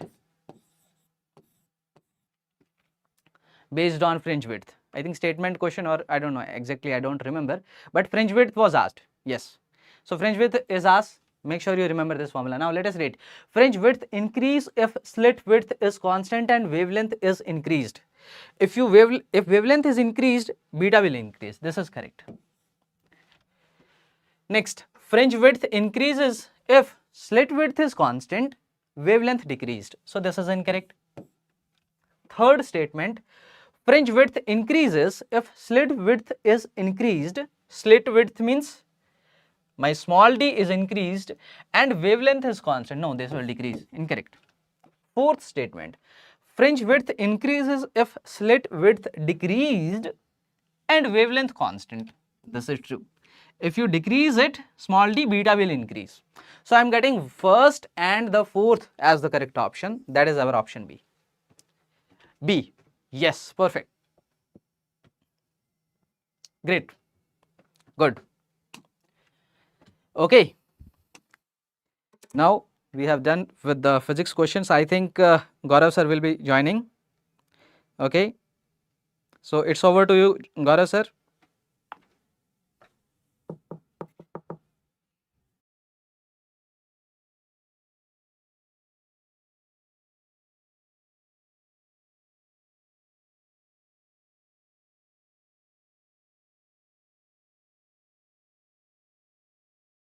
Yes, I'm live.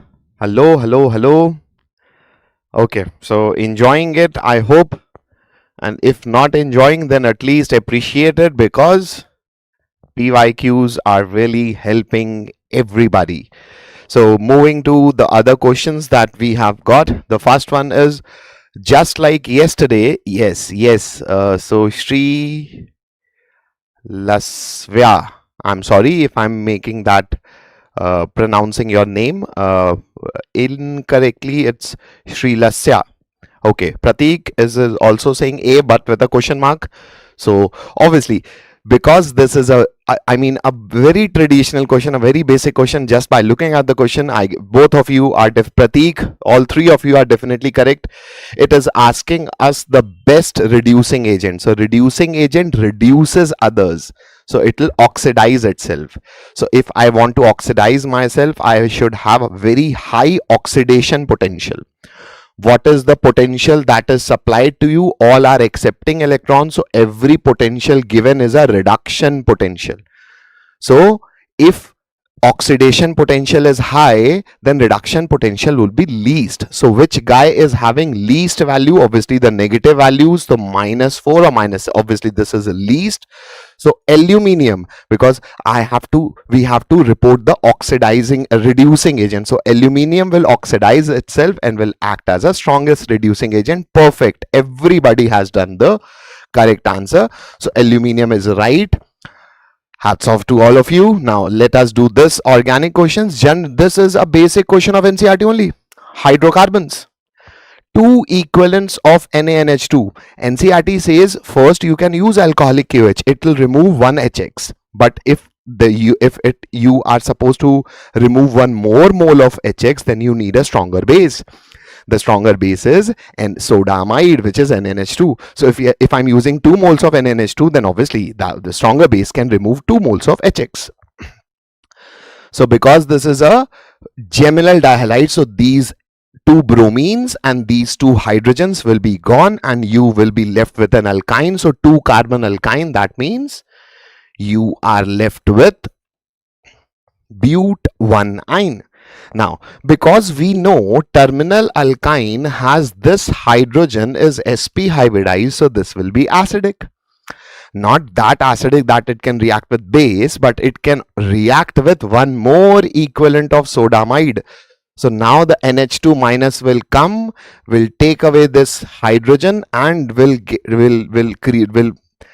produce the formation of a nucleophile. So what will be your nucleophile? A nucleophile will be this minus. So this minus will do what? It will go to the given alkyl halide. So this becomes an alkyl halide question. What is the alkyl halide? So 3 carbons, and to the second carbon you have a bromine. So this minus, this minus of triple bonded carbon will attack the carbon of C bond X. Bromine is a very good leaving group. It will leave and you will get your product. So these 3 carbons, let us make this methyl as the branch, because we are supposed to add this butane to that.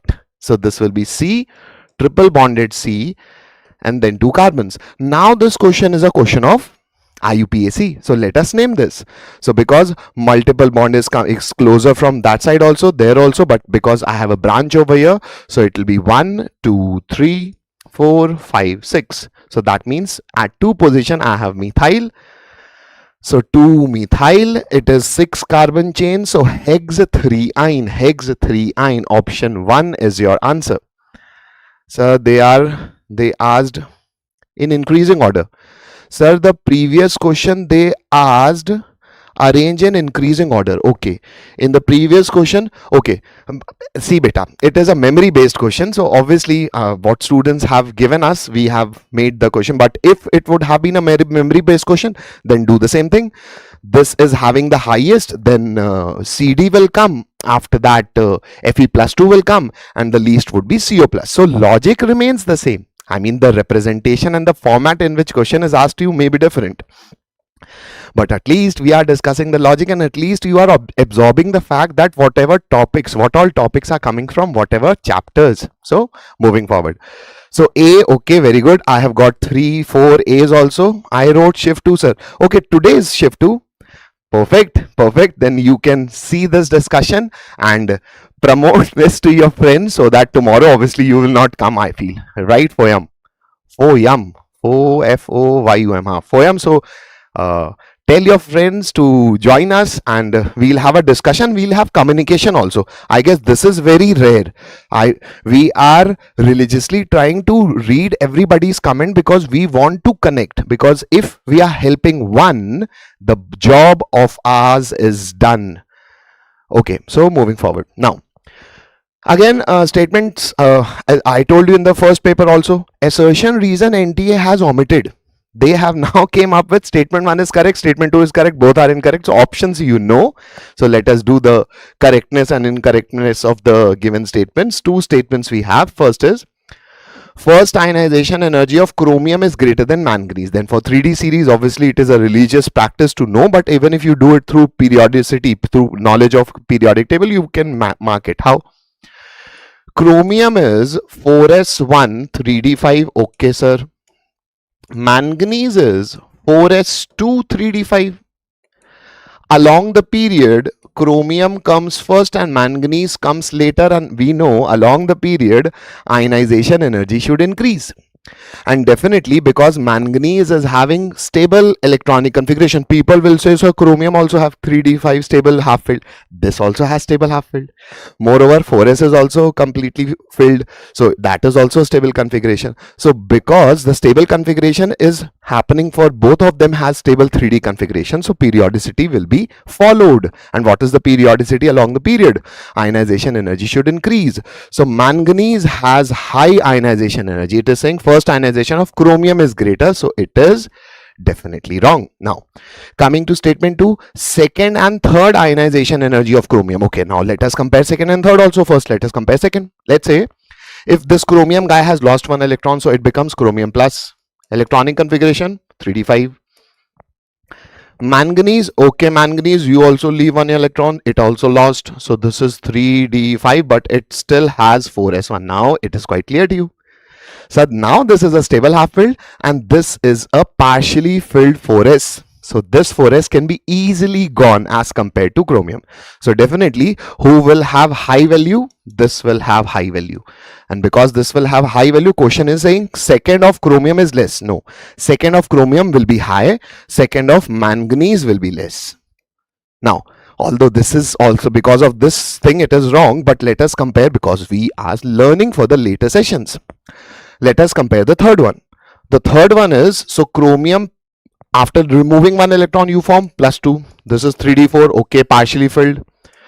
What about Mn +2? So this gone. Now this guy has become 3d5, so obviously this will have higher value and this will have a lower value. So for the third, it is, the statement is correct that chromium is having less, but it is saying for second and third both. If it would have written third ionization, then it would have been a correct statement. But because of the second thing, it is also wrong. So both statements are wrong. Maths was hard. Even I am getting that feedback. Dipen sir has also given that feedback. Chemistry is quite doable. Yes. Moving forward. So I hope you got this question. Coming to the naming of coordination complexes was absent till this, but now it has come. So let us name this complex. The complex is a cation. So what name you will use for the metal? Nickel. So nickel, nickelate. So this is gone because 8 suffix you use when the complex itself is a anion, because complex is a cation and neutral. So it has to be the metal only. 8 is not suffixed with the metal. So therefore we are left with 3 options now. Okay, now let us name the ligands. Ligands are named as per alphabetization. So this is water, name is aqua, starts with A. This is triphenyl phosphine, starts with a T. Which comes first? Sir, A comes first. So how many aqua water you have? 3. So triaqua. So triaqua, tris, no, triaqua, yeah. You are left with 2 options, 1 and 4. After that, because the ligand itself is having T as a word which is signifying the numbers, so you have to use the other nomenclature for numbering. For bi, you use bis. For tri, you use tris. For 4, you use tetrakis. So over here I will use tris. So triaqua tris triphenyl, triaqua tris triphenyl. Okay, both are same.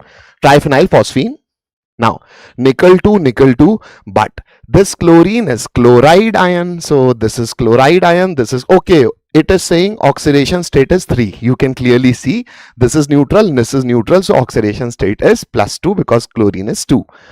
So obviously option 1 is right. And for a good question, I mean, they are asking you nomenclature seriously. So if you know it, you can do it. No naming, sir. They said the compound is paramagnetic and have some statements and asked which of the following is correct. Okay. So Foyam is telling us that the compound was nickel, twice of this triphenyl phosphine and twice of chlorine. Then it would have a coordination number of 4.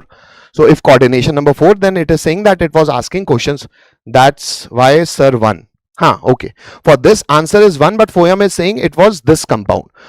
Foyam has given paper today, and Foyam is saying that twice of this and twice of chlorine, as in coordination number would be 4. So for this, if you try to name the compound, then if it is a, because this is +2, this is -2, so it will become a neutral complex. So neutral complex also has nickel, so name will be, it will be its name is chlorido, so starts with a C. Its name is again triphenyl phosphine, so it is again a T. So what you write first? C, so it will be dichlorido bis triphenyl phosphine nickel 2. So whatever it is, I mean, logic will remain the same. Moving forward, the question where the compound is white, dipole moment is 2089. Okay, dipole moment question, Ganesh. I mean, the moment I will get that question, I'm having the, maybe I have that question, so let's check, because I have more questions. So let us okay, Foyam is saying nomenclature was not there, there were statements. Okay, Foyam, so you want any, if you can write that you want any clarification as per what you remember. So obviously I have given whatever I thought nomenclature, so I gave nomenclature. So these are the question which you, like students like you, the memory based questions is only offered to us by you. So thank you for participating actively. So if you have doubt in the question which you feel you got, you can definitely ask. Moving forward, sir, it was there in the statement. Okay, he's saying it was there in the statement. Okay, moving forward, whatever it is, beta, basic will remain the same. Moving forward, biomolecules, the same question was asked yesterday also. The oxidation of glucose. What is glucose? Sir, glucose is, okay, remember this rhyme, huh? Students miss this, aldehyde, and this is alcohol. How you remember its Fisher projection? On the right side, do the rhyme, OHH, OHOH. What do you do? Rhyme it, OHH, OHOH, OHH, OHOH from the second carbon. So here it is OH, so it will be H, this is H, so this is OH, this is H, this is H, this is glucose. And the classic reaction of glucose which tells us that what is its structure are these, the NCRT reaction. It is a mild oxidizing agent, and mild oxidizing agent do what? Does oxidation only one times. So only this aldehyde turns into an acid and you get your gluconic acid. That means A is 4. Compare it. So A is 4, so this is right or this is right. Two options are gone. What about concentrated nitric acid? So concentrated nitric acid will oxidize this also, will oxidize this 1 degree alcohol also. So you will get your gluconic, you will get your saccharic acid. I'm sorry, both COOH is known as saccharic acid, as in C is 2. So let us check. C is 2, C is 2, so this is wrong, this is right. You do not have to check others, but still I'm telling you, acetic anhydride, it will form esterification. How many alcohols I have? 5 in this glucose, so you'll have a pentacetate, so this is pentacetate. So B is 3, and this is hydroxylamine. It will form an oxime. So the classic aldehyde ketone reaction. So you form a oxime of glucose. Moving forward, a piece of, okay, now I'm done. Let's see, I have some more questions for you. Yes, yes, yes, Devraj, perfect. Ganesh is saying, sir, it was there. Okay, that is a previous comment. Yes, dear friends. Moving forward, Deepen sir is ready, so I am ending. Deepen sir, over to you. Let's see, we have some more questions for you or not. So hello everyone. Join everyone. I hope we are live. So hello everyone. Join everyone. I hope we are live with our end. Great. So I think Gaurav sir has ended the stream and I am properly visible to all the participants. Great. So we have some questions right there in front of us. I'm receiving the questions a little late. So there we have this question right there in front of us. What does it say? A pure, direct, straightforward question. So from functions, they are asking you domain-based questions. So far, I haven't seen any range-based questions. Are you all there? All the participants who are watching this session online, great. So keep responding. So there is a function f of x, which is given by log of 7 minus log of this plus sine inverse of this. So I'll solve these two expressions separately. I'll find the domain from here, I'll find the domain from here, and then I'll find the intersection of those two answers. So I'm solving this particular part. we know that whatever value, let's say I begin with this outside in approach. So this value here should be greater than 0. I hope you all must agree with that, which means log of 7 minus log of x square minus 10x plus 85. This value here should be positive. Will you all agree with that? I repeat my part, because there is some mistake I think with the brackets, I believe so. But anyways, this is the value which is written inside this log. So this value should be positive. I hope you're understanding this part here. Now, how do I proceed with that? If I take anti-log, see the base is 5. So if I take anti-log, when you take anti-log, the sign of the inequality wouldn't change because the base is greater than 1. So here, if I take the anti-log, it will become 5 to the power 0, which is here 1. I hope without any doubt you can say so. Now what I do next is, I'll take this 7 on the other side. So when I take this 7 on the other side, this becomes 1 minus 7. 1 minus 7 is what? Minus 6. So there you have a negative sign, there you have a negative sign. If I multiply both the sides of this inequality, the sign changes. So what will I do here? I'm multiplying this by a negative sign here and here. So this greater than equal to becomes less than equal to. Here we know that the base is 2. I hope there is no confusion on that. How am I doing it? That's how you should do it, so that you can save a lot of time and you don't write a lot of steps. Yeah. If I again take the antilog, this base 2 is greater than 1, so I need not change the sign of the inequality. So when I take the antilog, this gives me 2 to the power 6 here. This gives me 2 to the power 6. We know 2 to the power 5 is 32, so it should be 64. It should be 64. So all I got to do is 85 minus 64, right? So 85 minus 64. So 85 minus 4 is clearly 81. Now 81 minus what? 60 should be 21. I hope we are going great. So this gives you 85 minus 64, that is plus 21. Correct me if I'm wrong. So this is 21. And what was the sign there? Let me just check that sign. The sign was less than, so it should be less than 0. So it is plus 21, which should be less than 0. Great. So far, I hope there is no confusion on that. Great, Pratik. That's brilliant. You're answering the question so quickly. So I'll say that from here, we are reaching to the conclusion that splitting the middle term will be minus 3 minus 7. So here it will be x minus 3 and x minus 7 without any hesitation, I can say so. By using wavy curve, or if you know the basic concept, if a quadratic is negative, it lies between the roots. So 3 to 7 will be the range or the domain. So from here I can say that x belongs to all the values between 3 to 7. So this is the answer which I get from this part. Now let's move to this part. What does it say? It says that sine of, I hope I can write this part here only. So it says sine inverse of this. We know whenever we take sine inverse of something, that value lies between minus 1 and 1. Are you all there listening, watching and understanding this? So this value over here, which is mod of 3x minus 7 divided by mod of what? Mod of 17 minus x should lie between minus 1 and 1. So if this mod is lying between minus 1 and 1, since it is a mod, it cannot be lying between minus 1 to 0. Of course, it cannot. So this is a mod, right? So it should be from 0 to 1. So I can say that this modulus should lie from 0 to 1. And of course, it's a modulus, so I need not write that it should be greater than 0. It is self-explanatory. It is clearly understood. So here I can split this modulus and I can take this modulus there without any confusion or hesitation, because this will be non-negative. I hope you're getting my point very clearly.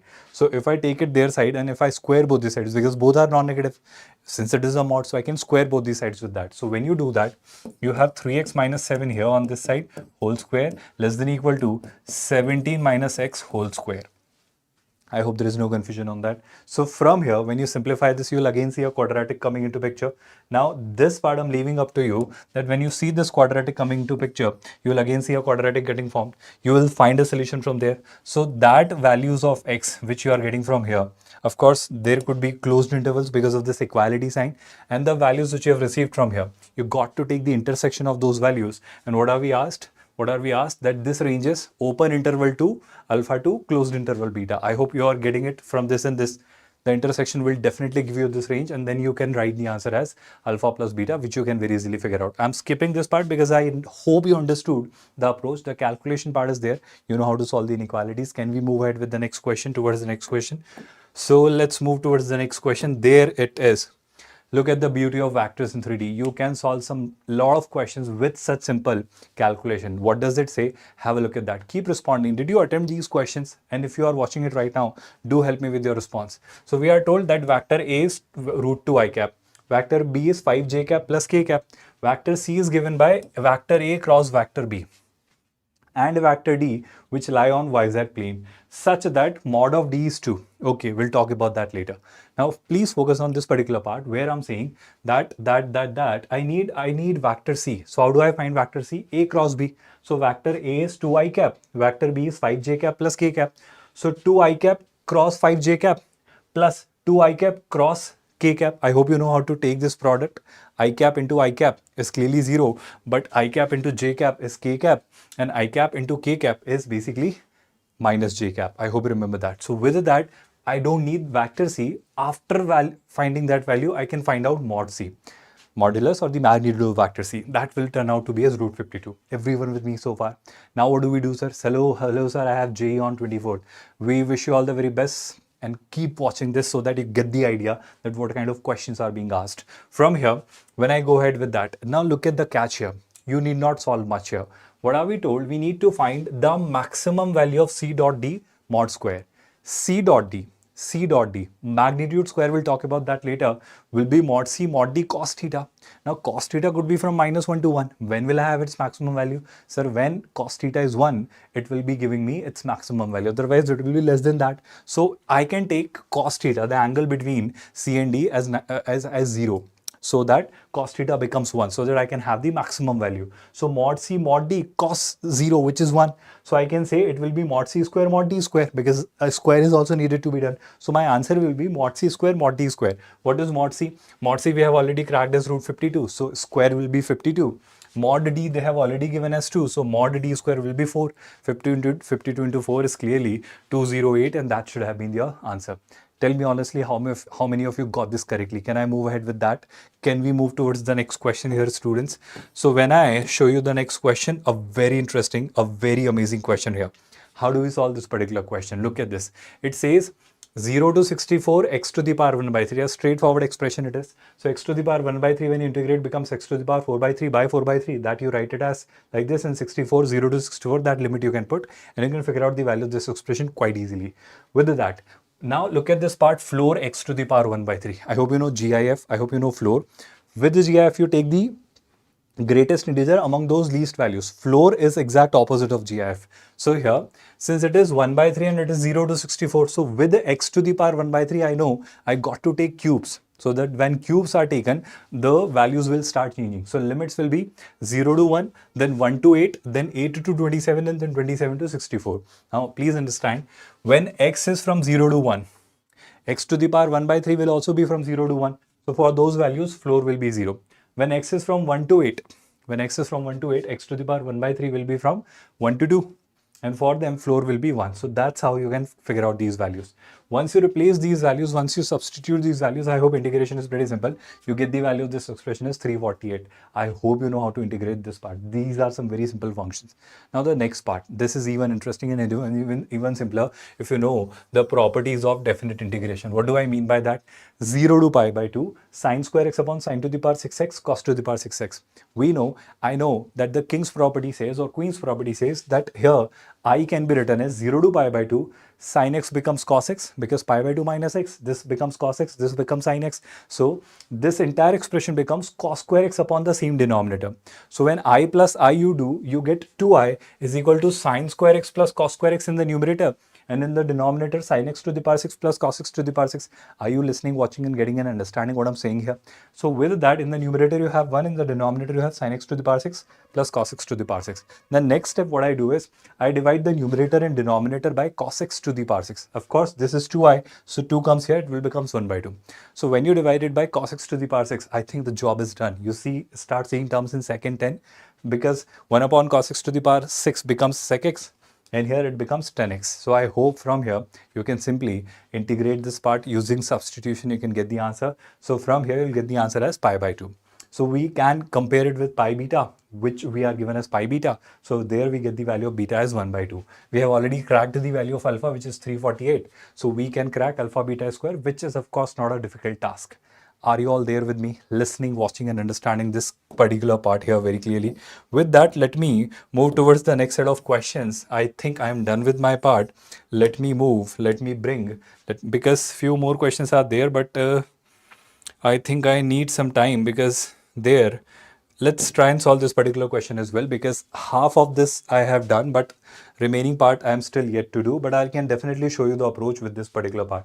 Here you got to expand it. Although with this question based on limits, you could have used L'Hopital as well. But L'Hopital, I wouldn't say is a very good approach here, because with L'Hopital, you will fall into that loop of differentiating time and again. So there I'm emphasizing and insisting that you go ahead with this expansion, the Taylor series. What do we do here? E to the power a minus 1x. We know it is 1 plus a minus 1x plus a minus 1 whole square x square upon 2 factorial and so on. With cos bx, we know it will be 1 minus b square x square upon 2 factorial plus b to the power 4x to the power 4 upon 4 factorial and so on. Do you remember right before your JEE, we had given you a revision session where we had made you revise all the formulae of ITJ mathematics. There we have covered all these expansions, and there we have emphasized that you should watch all these, you should learn all these formulae because they are going to be used in the real examination hall. And I hope you can see the live example of it. So here, when you write e to the power minus x, the expansion is clearly this, and this c minus 1 remains as it is. I'm going to expand the denominator as well. So x remains x, cos x being an even function is expanded like this. ln 1 plus x expansion is x minus x square by 2 and so on. Now I keep the alike term. Alike means the coefficients of x, coefficient of x square, coefficient of x cube, that will be suffice. So here, when I start with the constant terms 1, then 2, then c minus 1, and if I'm getting something else as well, then I'll write those constant terms. Then I'll write the coefficient of x. I'll find coefficient of x from here. There will be no coefficient of x from here. There will be coefficient of x, which is c minus 1. So I write coefficients of x. Then I write coefficients of x square. It will be this. Then it will be this into 2, and it will be 1 by 2 factorial into c minus 1, and then higher terms in x, which are x cube and x to the power 4, which we don't care or bother by. Now here, look at the denominator. This x minus x gives you 0, so there is no constant term. I'll begin with a term. Basically, there is no term in x as well, because x to the power 1 minus x to the power 1 is 0. So the next term will be with what? X square. Why? Because this, yes, because here minus x square by 2, which means plus x square by 2 minus plus, then I get a term in x cube, this and this. So far we have this. Now this is what the expansion till x cube. Of course, we'll be having higher degree terms as well, which I'm not concerned about.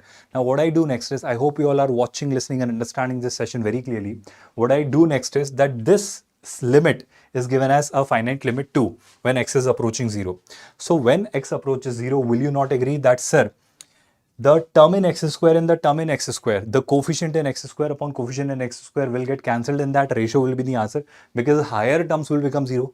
But in the numerator, there are certain terms which are having degree less than x square, because I think this x square and this x square will give me the answer. But the problem is this, that, sir, there is a constant term and there is a term with x. So they should be 0. Otherwise, my limit cannot be finite. I hope you're understanding it. It will be 0 upon 0 form. So there, to get rid of that, first of all, I need to make this 0. So when you make c plus 2 0, c becomes minus 2. That's your first conclusion. When you make this 0, from here, you get a minus c is equal to 0, which means you crack that a should be c. So when you have cracked that c is minus 2, a will also be minus 2. Any confusion so far? Are you all watching, listening and understanding this? For limit to exist, sir, c should be minus 2. Yes, brilliant. That's a good guess. That's a good, I would say, observation. That's brilliant, Pratik. Now the next conclusion is that here, this C, this is getting eliminated, this is getting eliminated, this is already getting eliminated. So all the terms with power of x square and higher powers will get cancelled, but this will still be having terms in x, which all will vanish because of x is approaching 0. And here x square will get cancelled by x square. These all terms will also vanish because they'll still have an x, at least one x with them. So all these terms will also vanish. So what am I now left with? I am left with two things. Which two things? This particular part divided by this particular part. Are you all seeing and noticing it very clearly? That's brilliant, Pratik. That's great. And what about the other participants? Are you all listening, watching, and understanding this session from here? And I hope now the job is really simple. You replace a by c or c by a or both by minus 2. So minus 2 minus 1 by 2. I hope you can do the calculation. Minus b square plus minus 2 minus 1 by 2 whole divided by 1 by 2 should be equal to this limit 2. You are left with only one variable, which is b. You can figure out the value of b as well. So I think we have cracked a and c. You can crack b, and then having the sum of their squares is not a tough task. Okay, so somebody is crying. I don't know why. Yes, sir, understanding. Thank you so much. Great, great, great. Great, Sonali Das. That's brilliant that you all are responding. Perfect. So I'm done with my part. I'm still left with some more questions. I need to get those typed and then we'll discuss them. So let me call either Sumit sir or Gaurav sir. So I'm just putting a message for them that I'm ending this stream so that Sumit sir can join. So Sumit sir is there, ready with us. So. Hello students, welcome to the another session of physics. Not another session, continuing the same session, means few more questions I am having there. Let us read. I hope you are able to hear me. Am I audible to you? Am I audible to you? Please mention. Okay. In the circuit shown below, switch S is closed at t is equals to 0. There is no switch. Okay, so that is missing here. Let us take this as our switch S. At t is equals to 0, we close it. Just we close it. Find the reading of ideal ammeter just after switch is closed. This ammeter. Now when you close the switch at t is equals to 0, inductor will behave like an open circuit. Do you remember that? At t is equals to 0, capacitor behaves like short circuit, inductor behaves like an open circuit. So this is open, this is open. Only current will pass like this. How much is the current? V by R, V is 9, R is 9. Let me write it with formula V by R. So this becomes 9 by 9, that is 1 ampere. Okay. So this ammeter will read 1 ampere. I think it may be numerical value type of question. So the answer is 1. Is this clear to you? Next question. Statement type question it is. Okay. Let us read it. What it is? Kinetic energy of system is, okay, there is a system of particles, okay, V1, V2, V3, Vn, like that velocities are there. So when we say kinetic energy of system means add the individual kinetic energy of 1 plus 2 plus 3 till n. So this is correct. Next expression, kinetic energy of system is kinetic energy of center of mass plus kinetic energy with respect to center of mass. This is correct. kcm plus kinetic energy with respect to center of mass. This statement is also correct. So I will say both statement 1 and statement 2 are true. A option. Both statement 1 and statement 2 are true.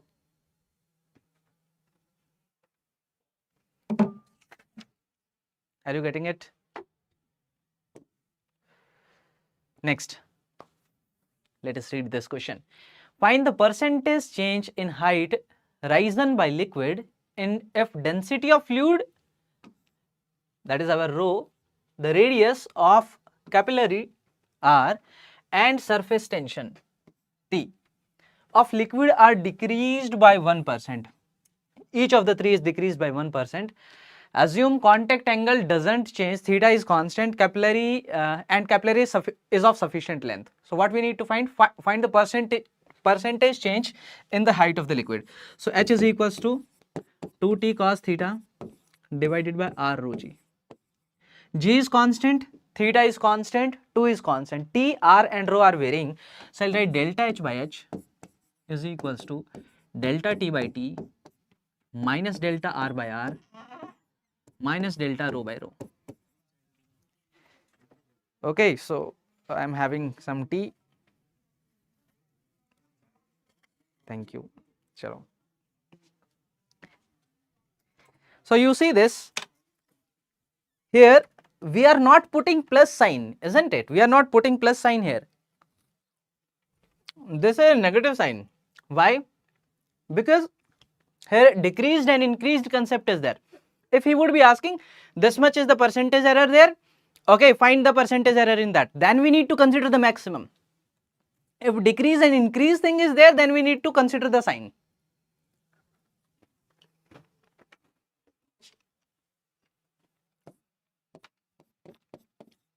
Multiply both sides with 100, this will become in percentage.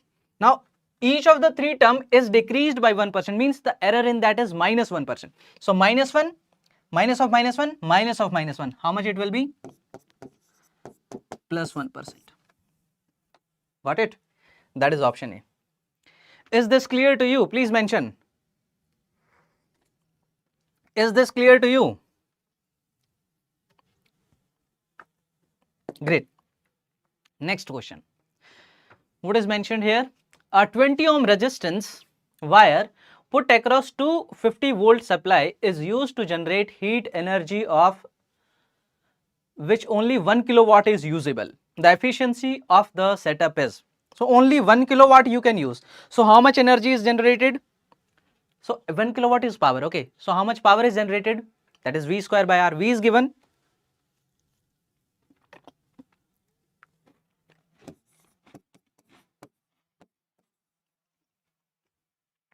This is 250 square divided by what is R? R is 20. This is the power that is generated and usable is 1 kilowatt. So efficiency is what is usable divided by what is generated into 100. This is our generated. How much is the generated? This much. How much is the usable? 1 kilowatt means 1000 divided by generated is 250 square by 20. So 250 into 250 into 20 there into 100. Now you need to do the calculations.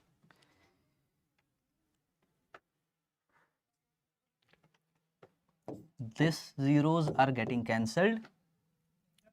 Okay, 25 into 4 into 110 is there, 110 100. So again a 4 is there. 4 into 4 16 into 2 32. So this becomes 32%. Please check the calculations if it is okay. 2 zeros, 2 zeros. 25 into 4. 25 into 4.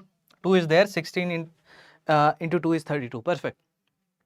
32% is there. Yeah, that is the efficiency. Next question. What it is? A capacitor of capacitance 10 microfarad is connected with a battery of 6 volt. Now battery is disconnected and another uncharged capacitor of 20 microfarad is connected to the capacitor. Find charge on 20 microfarad capacitor. Okay, your efforts are unbelievable, sir. Thank you for appreciation. Chai wala. Yeah, 32, perfect. Who is saying 32? Devraj, great. You are doing the questions parallelly, that's great.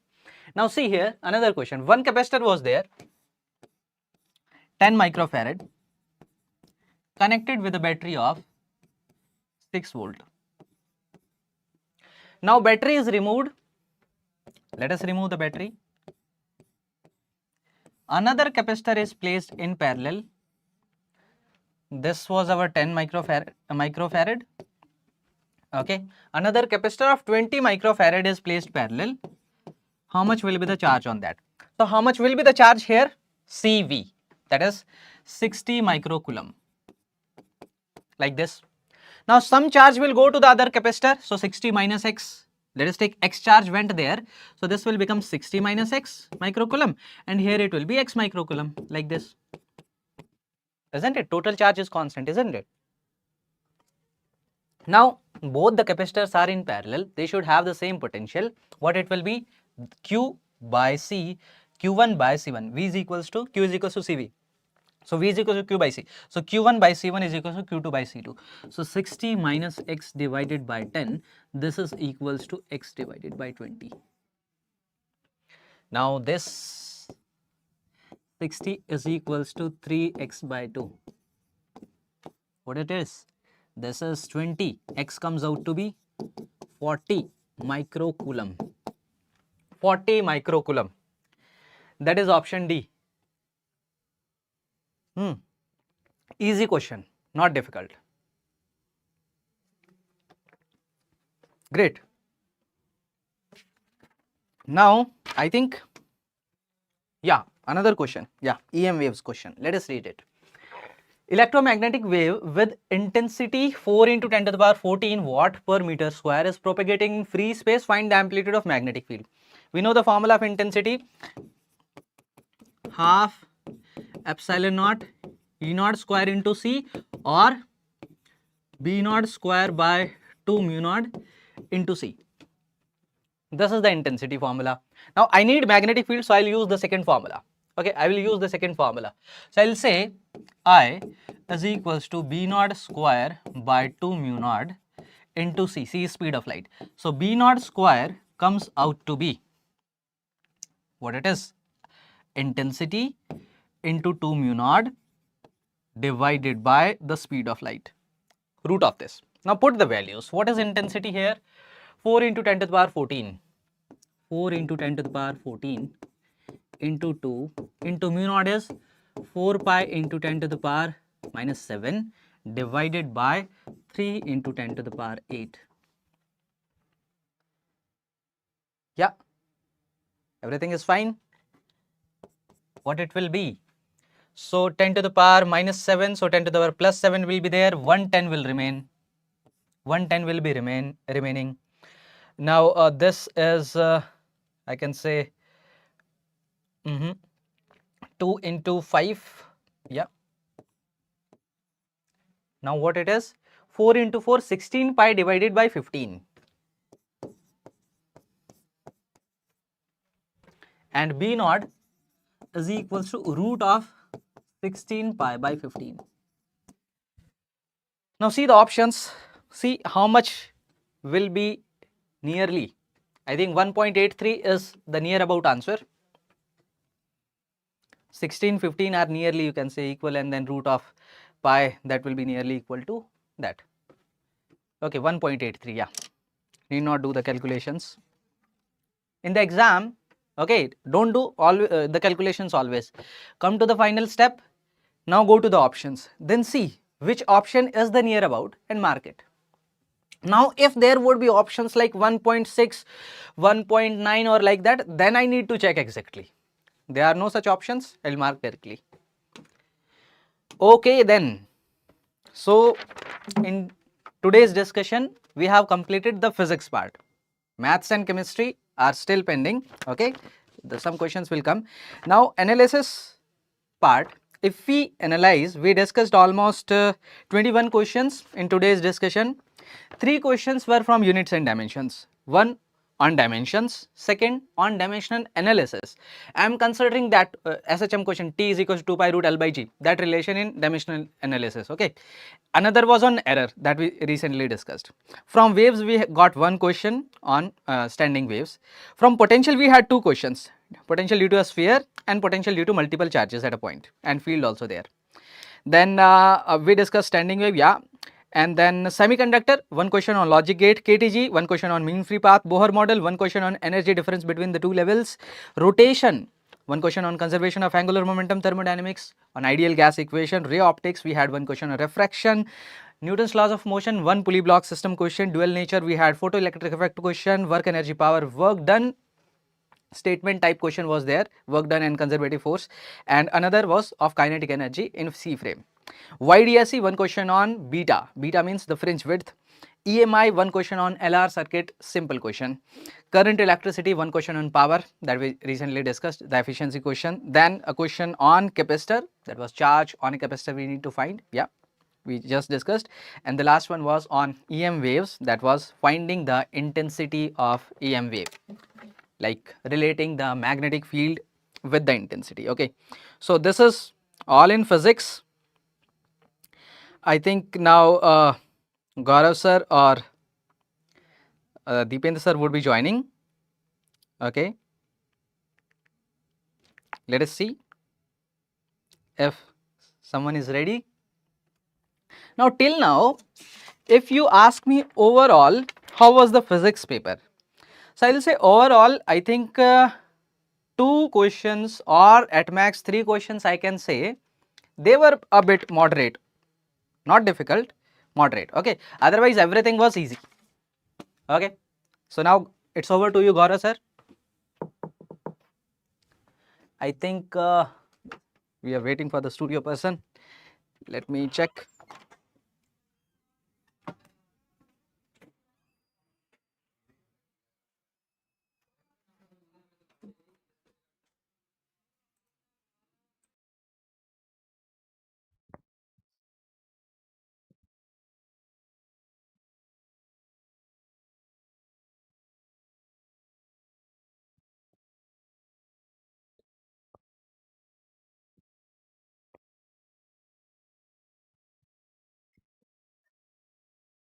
Yes, thank you, Sumit sir. I was waiting, and it was a wonderful analysis also and discussion also. So I hope you guys found it very productive as far as physics is concerned, and the environment which we are having, definitely it is telling us maths for this session was good.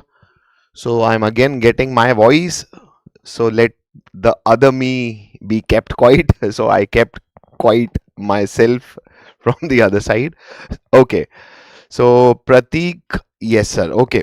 I guess the participation, guys. I mean, thank you. Very good, and be very religious and productive with all these discussions, and go to your class notes wherever from whatever you have studied, revise those areas from where you are falling the questions from, I mean, from which topics of the main chapter you are falling questions from, the memory based questions. It is definitely, I mean, actually speak, jokes apart, it is going to help you like anything. So revise those areas religiously. Moving forward, so let us finish chemistry also. We are left with few questions. I guess 5 6 questions we have got for you, so let us revise them. Let us check. This is the question from chemical kinetics. Two reactions have same pre-exponential factor A. The similar question we had yesterday also. At same temperature T. In the previous question, in the yesterday's memory based question, I mean the paper we had, the exact formula were used. The pre-exponential factor A was to be taken as similar, temperature was to be taken as similar, and what you need to know, just the basic Arrhenius and collision theory mathematics. What is it? Rate constant K is equal to pre-exponential factor A into exponential power of minus of activation energy upon universal gas constant times of temperature. This is the famous Arrhenius equation. And the question is saying we have two reactions, A giving B with activation energy as E1, C giving D with activation, and the relationship between first and second activation energy of both this reaction is given. It is 5 times. So you have to find, by the options, you have to find the value of K1 and K2. So why take log? Because in yesterday's paper they asked ln of K2 by K1. Today they just asked the ratio of K1 by K2, because all option is asking K1 by K2. So let us do K1 by K2. So K1 upon K2, because for both the reactions pre-exponential factor is same, so it will get cancelled. What are we left with?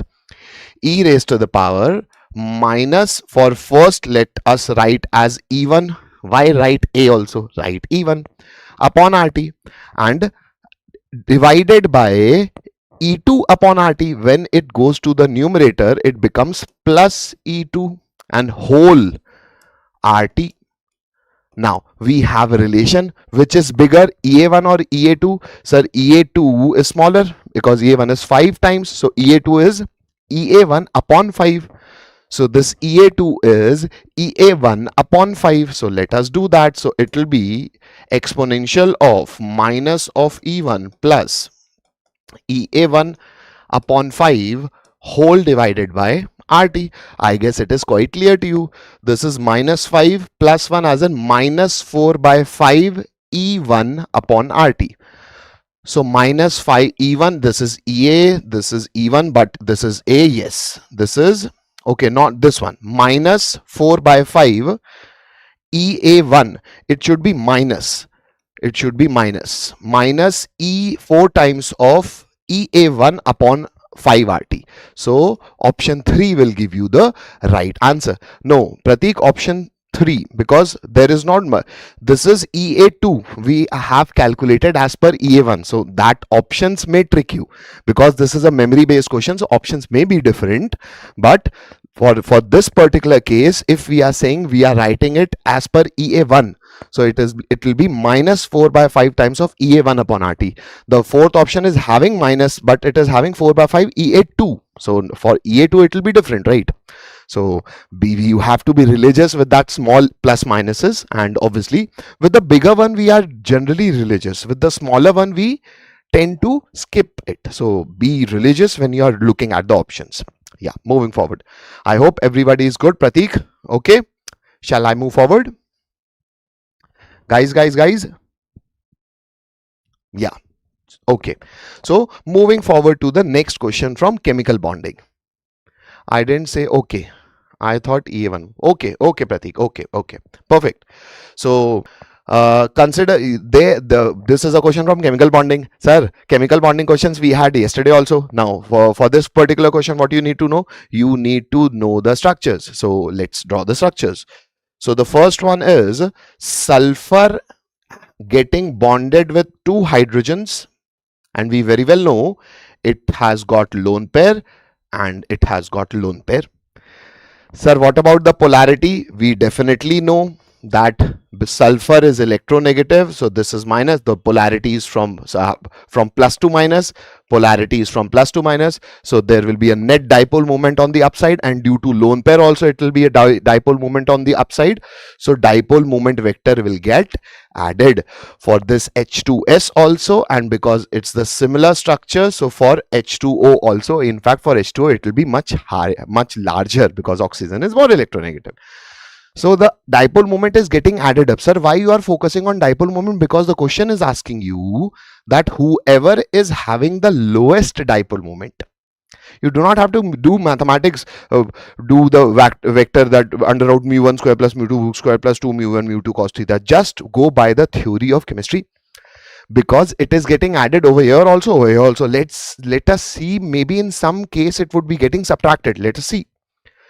For NH3, sir, NH3 is also the famous trigonal pyramidal shape, which is this one. What about the polarity? Sir, we definitely know this is minus, this is plus, so dipole moment vector will be for two nitrogen. There will be addition of along y-axis, and this lone pair will also support that vector addition. So again, dipole moment vector is getting added up. Moving forward, yes, Devraj, perfect. This is NF3, because if this nitrogen is replaced by fluorine, it is a very beautiful example. With every time even when we have discussed our 200 question series, this was one of the question. If you have a lone pair, then over here now, because fluorine is electronegative, nitrogen is electropositive, so dipole moment vector will be downside.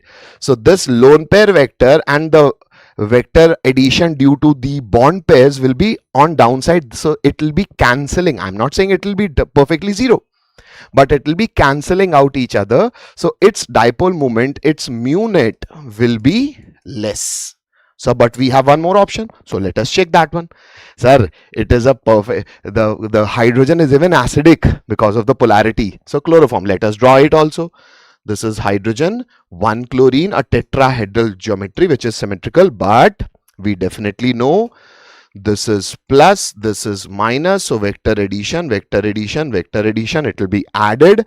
And if you consider carbon a hydrogen, then carbon is electronegative with respect to hydrogen, so this will be plus, this will be minus. It will also add up to the dipole moment, so this will become completely minus and that will become complete plus. Therefore this also has a capacity to release S plus, so it is also having a very sound dipole moment. So what is your option? Sir, NF3. And how many electron this NF3 guy is having? It is having one lone pair, so your answer will be number of lone pair on the molecule which is having lowest dipole moment is 1. So I'm explaining everything just because of the fact that there are few people who will be having their papers afterwards, so it will be very useful for you moving forward. Yes, perfect. Potato is back. Potato is back. Yes, potato, it is right. Bhavani, yes, perfect. Yes. Pratik also, Devraj also. Perfect, guys. Thank you very much for the response. Now, again, I have not given you the statement one correct, two correct, both correct, what correct, what correct. Assertion, reason they have replaced by correct, incorrect questions. Now, what is the first option? What is the first statement? BCl3 is covalent in nature, sir. Fazan's rule. Boron, or in fact every second period element, because of high polarization power, makes the compound more and more covalent. So yes, BCl3 is covalent. So statement 1 is correct. Coming to statement 2. BCl3 undergoes hydrolysis. Sir, this is classic case of formation of orthoboric acid. How you prepare orthoboric acid?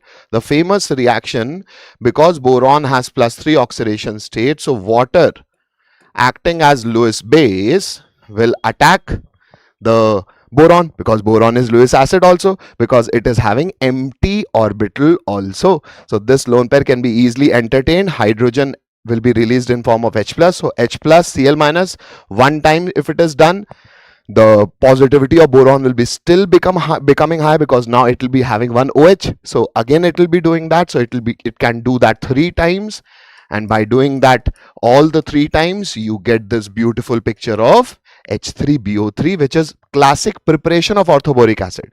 So therefore the statement is saying that it goes to form the cations and anions. No. So because of this, the statement is wrong, while statement 1 is correct.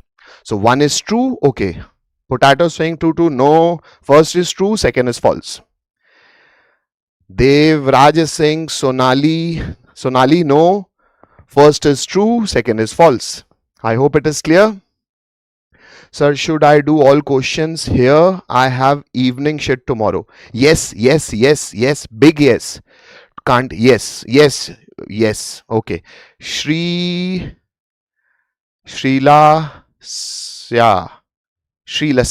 Yeah.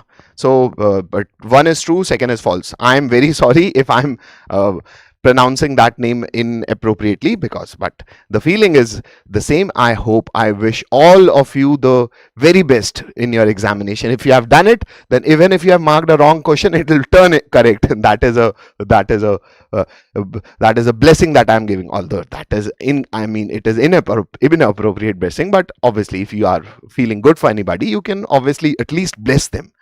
So we are not doing anything bad for others, but blessing our loved ones is always welcomed. Moving forward to the mole concept question. Mole concept was missing. Yesterday, mole concept was having high weightage. Mole concept today was actually predominantly not that applicable. It was missing. But a question of mole concept is here. What is it telling you? That 36 gram of A reacts with 54 gram of B to form a molecule which is AB2. Okay, sir. So this is a simple reaction where A is reacting with B and forming AB2. So, sir, basic stoichiometry you have to do. So, do it. What is it? Sir, that is also easy. A is 1. So this is 1. This is 2. So, 2 moles of this will be used, and 1 mole of this will be used, and 1 mole of this will be produced. Okay, sir. Now, sir, but we have to calculate number of moles. So, calculate number of moles. So, what about moles of this A, sir? Given weight upon atomic mass. I guess atomic mass of boron is also given. It is 60. So this is 0.666, yeah, 36. This is 0.6 moles. This is moles. And what about this guy B? The given mass is 54 and its atomic mass is 80.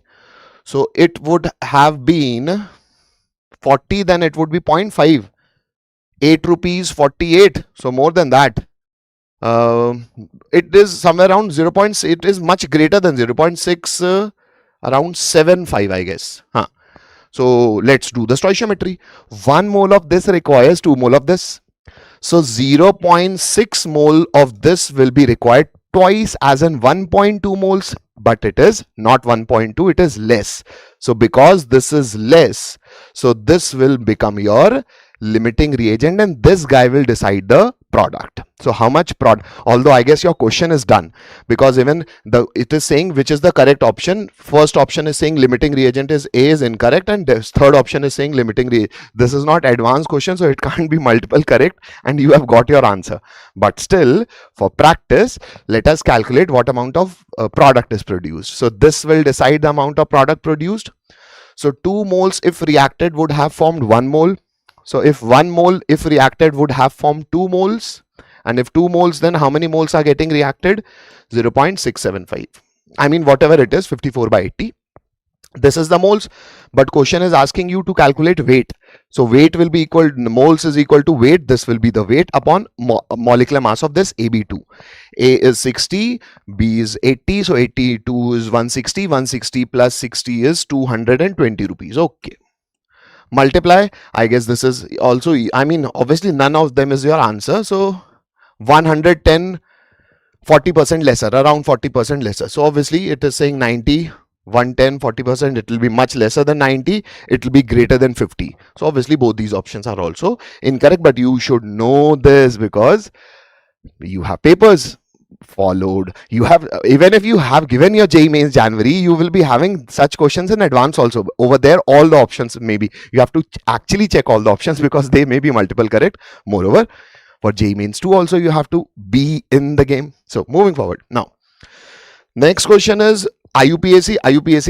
In the famous IUPAC, it is from esters. Okay, perfect. Answer C. Answer C? It was, answer C, beta. Perfect. 74, someone is saying. Devraj?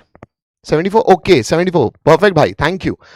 So we calculated less than 90, greater than 50. Perfect. You into divide, be very religious. Because into divide actually makes the difference of your college and your, if 2 of your friends are getting the same college, your branch will be drastically increased if you know how to do 2 into 2 properly. And what does properly mean? You should know all the table. No. Whenever you are doing calculation, make this thing a point, you do it right. No matter how much time you're taking. But if you are getting an answer, it should be right. It should be right. And once you start practicing it, 1 day, 2 days, 3 days, 4 days, you are still left with days. You are still left with tonight. So just do this practice that whenever you're getting an answer, it should be correct. Moving forward. Sir, how you write name of ester? Sir, if you have an ester which is RCOOR-, then first of all you name this branch. Leave alphabetization and all. Name this branch first as column 1. So its name will be alkyl, and then whatever branch you have over here, those branches, then alk, then if it is saturated, then ane, and in the first carbon, what is the suffix for ester? It is O8. So let us check where this is an ester. So numbering will be starting from here. So this is 1, this is 2, this is 3, this is 4, 5, 6 and 7. Okay, so 7-member carbon. 5th carbon is having a branch of methyl. 2nd carbon is having a branch of bromine, so bromo. So this is methyl with a N, this is bromo with a B, but without any number. What you should write? This branch, this branch is of how many carbon? 3 carbons. So propyl should be written first, irrespective of, without any number and irrespective of alphabetization for esters. So propyl, yes. Propyl, yes. At least one option is gone. Now, but after propyl, write the other branches. How? Now go for alphabetization. So 2 bromo and 5 methyl. So 2 bromo and 5 methyl. No, it is saying 6. 2 bromo and 5 methyl. Yes, 2 bromo and okay. No, this one also. This is saying ethyl. So this is also gone. So you have got your answer 2 before. But let us check. 2 bromo, 5 methyl. Then I have 7 carbon. So it is hep. Because it is saturated, so it will be ane, and suffix will be 108. 1 you can either write, you cannot write. So D is your answer. D. Perfect guys. Perfect. I guess this is the last question. Yes, this is the last question. So let us do this last question.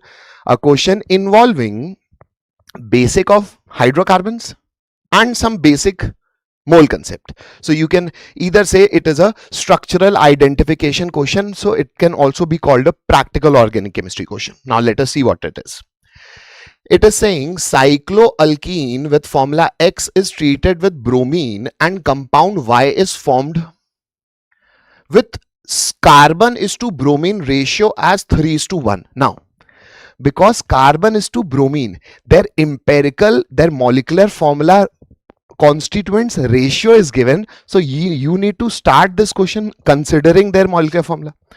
So but molecular formula is not given. At least the question is telling you it's a cyclic compound, so there will be du1, so two hydrogens will be less, so CnH2 and as per alkane. And because it is cyclic also and alkene also, so du will be 2. So because du will be 2, so the molecular formula of this X will be CnH2n minus 2. The formula you can predict because of the given detail about it. It's cyclic with alkene. Now we know whatever the cycle is, wherever will be the alkene will be showing addition reaction. How? If you add Br2, vicinal dihalides are produced. A basic hydrocarbon knowledge. So, sir, if you add Br2 bromine water in CCl4, remember it is also a test of unsaturation. This bromine water is orange reddish liquid, so it decolorizes, and so those bromine will get added. It's not just a substitution reaction. So, what can you say about the formula of this? Why? Sir, carbon will remain the same, hydrogen will remain the same, but we will be getting two hydrogens in the vicinal position. Let go the position, having this formula. Now use the common sense, sir. What is the common sense? Array beta, the data that is supplied. What is the data supplied? Ratio of carbon is to bromine. How many carbon you have? N. How many bromine you have in this molecular formula? 2. What is the ratio given? Sir, it is given 3:1. Done. I guess you know value of N. It is 6. So if you know value of N, you know the molecular formula C6. 6 2 ja 12 minus 2 becomes 10 and Br2. Bingo. What else? Now find the composition as in percentage of bromine. Array, now this is a class 9th question. So what will be percentage of bromine? Weight of bromine, let's say 81, somebody 80, although sometimes question gives, but let us take 80 for the case of simplicity. So 80 into 2 is mass of bromine. What will be mass of organic compound? 12 into 6, 12 into 6 is 72, 72 plus 10 is 82 plus 160. So mass of bromine upon mass of organic compound into 100. Now this is a into divide which you have to do. So this is, I would say this is a moderate to, not difficult but moderate question, because it will be time consuming also. I guess if you will solve it, you will be landing around 66.11 something. So obviously if it is an integer type question, so you have to mark answer as 66%, but you can obviously check. Yes, Abhinav. Yes, Abhinav. Yes, bhai. So Sanjeev is saying bye. So bye Sanjeev, because it is also a bye from my side. I will be coming with the paper analysis of all physics, chemistry, maths combined, and chemistry. You can obviously see that today we got lot of questions from organic chemistry, which was okay. Pratik is saying it's 66. Thank you, bye. Thank you. So let's see who. I guess Sumit sir is also done and Dipen sir is ready. So I'll be coming. I mean, after Dipen sir is finished, I'll be coming in a separate video with the discussion, because for me chemistry is also, I guess we have discussed 22 questions, so it's finished. And see you in the discussion and with the next paper discussion as well. So over to you, Dipen sir. Okay, so give me a quick response, students. Am I clearly audible and visible? Just give me a quick response. Hello, hello, hello, hello. Hi, everyone. I'm refreshing the screen and seeing. Okay, give me a second. Give me a second. Let me refresh it. I hope the screen is visible. We can go ahead with this final part. So great, great, great. I am seeing everyone. So good. Final 4 questions which I have received, and this would end everything. Yes, Aditya, we will share the PDF. Final 4 questions, then we'll be done.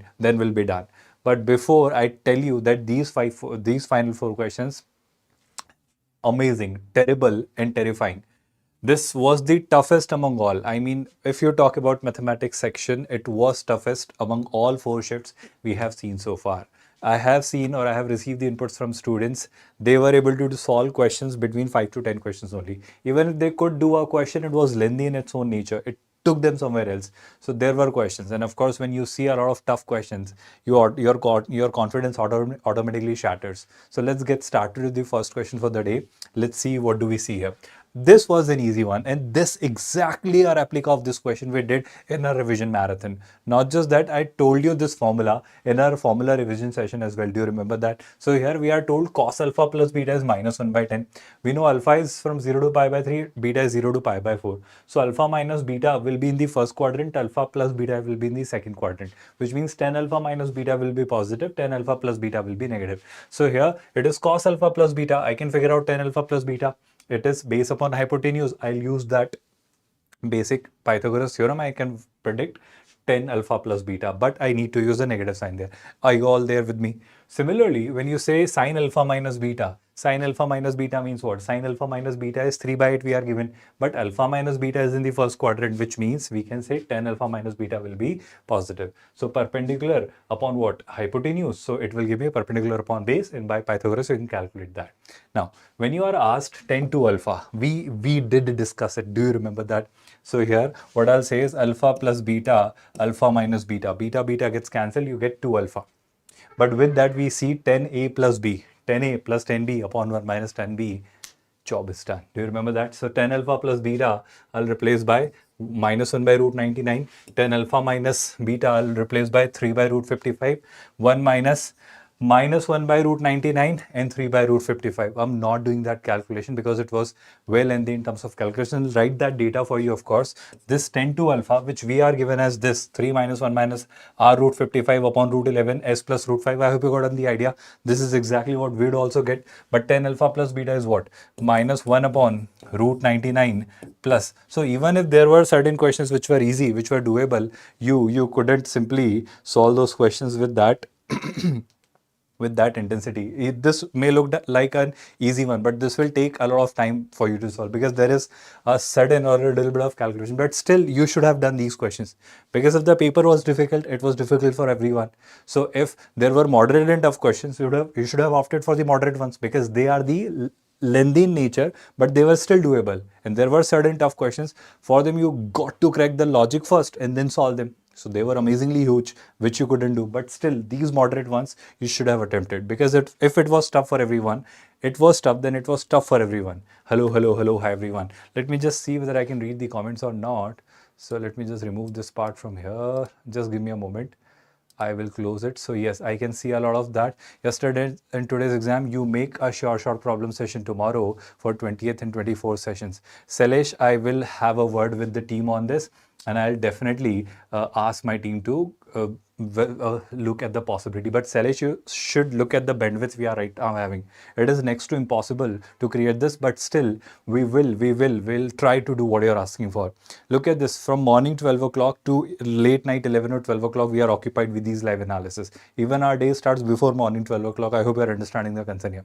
So we don't see any bandwidth for that revision marathon again, but we'll work it out. We'll definitely see if that possibility can be created looking at the concerns raised by students. I have a doubt my Aadhaar card date as birth isn't correct, but my JEE admit card date of birth is correct.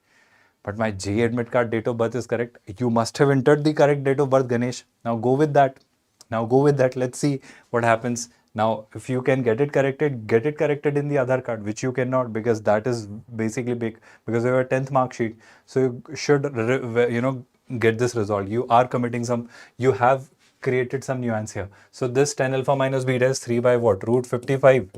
And there you have this as 1 minus, again 10 alpha plus beta, 10 alpha plus beta is minus 1 by root 99 times what? 10 alpha plus 10 alpha plus alpha minus beta, that is 3 by root 55. So I'm skipping this calculation to you. Simplification, LCM and all that is needed to be done and you can do it. Abhinav Das is saying, yes sir, for 24th we need paper review. Yes, Abhinav Das, we totally get that.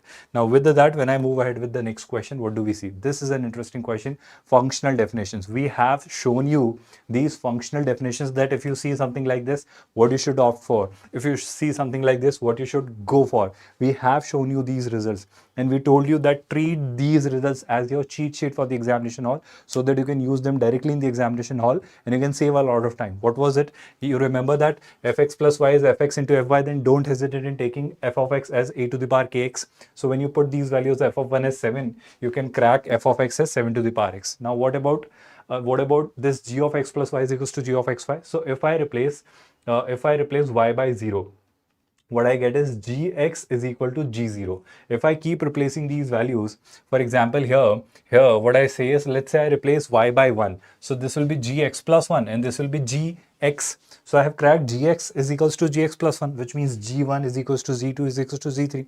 This means that this is a periodic function with a period 1.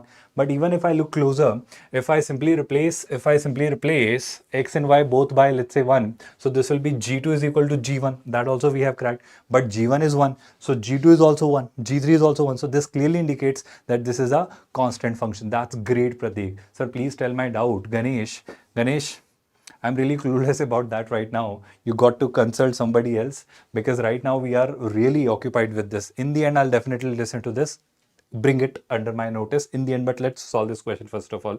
So here what do we have? See, we have cracked gx. It should be a constant function, so we have cracked gx is 1. So we are told summation fx upon gx. Fx is 7 to the power x, gx is 1. So a simple question, it was a doable question if you don't get scared of the data, and it was doable if you know the cheat sheet which was shared with you right the day before your examination. A complete formula revision marathon was done and all these formulae were revised. So here 7 to the power x, right? So we know this is basically a GP, 7 to the power 1, 7 to the power 2, 7 to the power 3. This GP is given by what? Sum is given by a, r to the power n minus 1 upon r minus 1, which you write as this. I hope you got that. So from here, I hope it's a matter of calculation now. 7 minus 1 is 6. You multiply it by 6, you divide it by 7, you add 1 to it, and then you compare 7 to the power 1, 7 to the power 2, 7 to the power 3, and after some calculation with the 7 to the power 5, you will match your value. So you can compare that n is going to be 5. Great. I totally get that. With that, Abhinav, let's move ahead towards the next question. What do we see? An interesting question, a basic question on coordinate geometry. If you go ahead with simple data, you could crack that. First of all, let's look at the statement 1. This category of questions, statement 1 data and statement 2 exact. I would say this question exact with the data also we had done in our that live revision marathon session. Do you remember that? I'll show you right now, right here. We had done a question and there were a lot of students who were saying such a silly question, such an easy question. And if you're thinking that it was such a silly question, then you should have done it in this attempt, and most of you must have done it if you had watched that analysis or watched that revision marathon session. Statement 1 says that this triangle has vertices minus 2 comma 3 and 5 comma minus 1, and third vertex is given as minus 4 comma minus 7. This is basically they are asking us to verify whether the third vertex could be minus 4 comma minus 7 or not, with orthocenter at the origin. I hope you remember orthocenter. Orthocenter is the point of intersection of all the altitudes. So orthocenter is, let's say, 0 comma 0. So take any two pairs. Let's take this line AH, whether it is perpendicular to BC or not. So with this, let's say CH and AB, I hope we can crack the slope of CH, we can crack the slope of AB, y2 minus y1 upon x2 minus x1, and that product should be minus 1. With that, I'll get an equation in A and B. Second, with, let's say, I take BC and AH. So we have this BC and we have this AH. They are also perpendicular. So slope of AH I can work out, slope of BC can be worked out. With that product should also be minus 1, the slope, the product of their slopes. And with that, I get a relation in A and B. So one equation in A and B here, one equation in A and B here. And when you solve that, you get the values of A and B. Did you get that? Did you understand that? Now from here, when I move ahead, I hope A and B is minus 4, minus 7, and which is exactly what we were supposed to verify. You could have used the other way around as well. Sir, please read. Which part shall I read? I didn't get that. Okay. When I go ahead with the next part, I have second shift on 24th. Will it be easy? How can I predict that, Abhinav Das? How can I predict it? I mean, how can you predict anything like that? So here, the second statement. 2A, B, C are in AP. Okay, so if 2A, comma B, comma C are in AP, we know 2B will be 2A plus C. The middle term, when it is doubled, is equal to the sum of the two other extreme terms. I hope you know that. From here, when I go ahead, what I see is that they are saying that the lines AX plus BY plus C. Now, this represents a family of lines because A, B, C are basically parameters, arbitrary constants here. So, are concurrent at point 2 comma minus 2. First of all, we know that 2B is equals to 2A plus C. So if I take this 2B on the other side, I get 2A minus 2B plus C. So if you are saying that this is true, why is this true? Because they are in AP. So this is going to be a fact. If this is a fact, I can say that this pair of straight lines, so this family of straight lines would be having x getting replaced by 2 and y getting replaced by minus 2. Which means no matter what value of A, B, C you put, you can have different values of a, b and c, for x and y, putting 2 and minus 2, it will always be satisfied. So in place of x and y, you can always replace them by 2 comma minus 2. So whatever value of a, b, c you put, this will always be true, which means x and y can always be replaced by 2 comma minus 2. And if x and y can always be replaced by 2 comma minus 2, which means this family of lines is always passing through this point 2 comma minus 2. So all of these ABC for different values of ABC would be representing a lot of different lines, but all of these lines are passing through 2 comma minus 2, which means all of these infinite family of lines are concurrent at 2 comma minus 2. Did you understand this solution? Can I move ahead with that? With that, when I move towards the next question, this is also from coordinate geometry. Let's have a look at this question. One of the very interesting questions. IIT Roorkee question, can you give glimpse, sir, PYQ? We are giving you the glimpse. I didn't get your question. Naruto, Zumaki, I didn't get your question. Please repeat or rephrase your statement. We are giving you the memory-based question paper here. So with that, we have S be the locus of midpoints of the chords joining any point P on the parabola y square is equals to 4x to the origin. So if I take a point parametrically on the parabola y square is equals to 4x, which is t square comma 2t, at square comma 2at, and with origin that is 0 comma 0. But what are we told? That midpoint. So midpoint's locus is what we are trying to figure out, and that is the S. So if I wish to define S, it is h comma k, which is this plus this divided by 2. So one equation for h I'll be getting as t square plus 0 by 2. Other equation I'll be getting as 2t plus 0 by 2, which is k. So with that substitution of t, h and k, I'll be able to establish a relationship between h and k. That relation will be 2h is equals to k square when I eliminate t. I hope you did that. I hope you did that. Okay, great. Now with that, when I move ahead with the next part, so this is your S, the curve S, which also turns out to be a parabola, y square is equals to 2x. Brilliant. Now what are we told? Now R is the locus of a point dividing the line segment OQ in the ratio 3:1, where Q is any point on the locus S. So S is a parabola again. So on this parabola, if I take any point parametrically, this is again at square comma 280. But what is a here? I hope you can remember 4ax, when you compare with 2x, you can crack a. So at square comma 280 will be t square by 2 comma t. I hope you got that. So that is how you can take q parametrically a point lying on this parabola. By comparing it, you can do that. With that, when I move ahead, what are we told? O is origin. So OQ is divided into the ratio 3:1, and here I need to define the locus of R. So this is the point R here. So how will you write R? Again, I wouldn't say 1 into O plus 3 into Q divided by 4 will be R. So again, you will get two equations. Which two equations? 3 t square by 2 plus 0 divided by 3 plus 1, that is 4, should be H. The other equation will be 3 t plus 0 divided by 4 should be k. So from here, I'll get the value of t. That value of t in terms of k, I'll substitute here. So I'll get an equation in h and k. That h and k, I'll substitute by x and y respectively. And through that, I'll get the final answer, which is 3x is equals to 2y square, which is matching with the option B. That's great. So did you understand that? That's brilliant, Pratik. A should be 1 by 2. Thank you so much for highlighting that. So are we all clear with this? Are we all clear with this? So I'm done with my part. So far, whatever number of questions I received, we have discussed them. And I think it is the culmination of this analysis with my final verdict that questions were there from coordinate geometry, questions were there from calculus, questions were there from matrices and determinants, questions were there from vectors in 3D, probability, sequence and series, statistics. So these are the major chapters from questions are being asked. Great, Abhinav Das. So I would say that if you are studying everything, and if you are focusing on everything, if you are watching these analysis, if you are solving the previous year's questions, then you would be able to solve a decent number of questions. Of course, you would be able to do what you can do. So there is no point of panicking, or there is no point of, trying to push yourself, because you can achieve what you can do at this stage based on what you have done so far in your life. So you cannot get anything out of the box or anything out of your, fate or destiny. So just have faith in your karma. Go ahead with that. And I will. Okay, so we'll end this session here. I am not simply able to get this part. Can we end this here? So thank you so much, students. We really appreciate that you all participated actively, and you must have learned and enjoyed a lot, and you must have gotten a lot of inputs from our side, and we are happy to help you in your journey with your preparation. So calling it a day here. Thank you so much. Take a good care of yourself. You have been a great audience.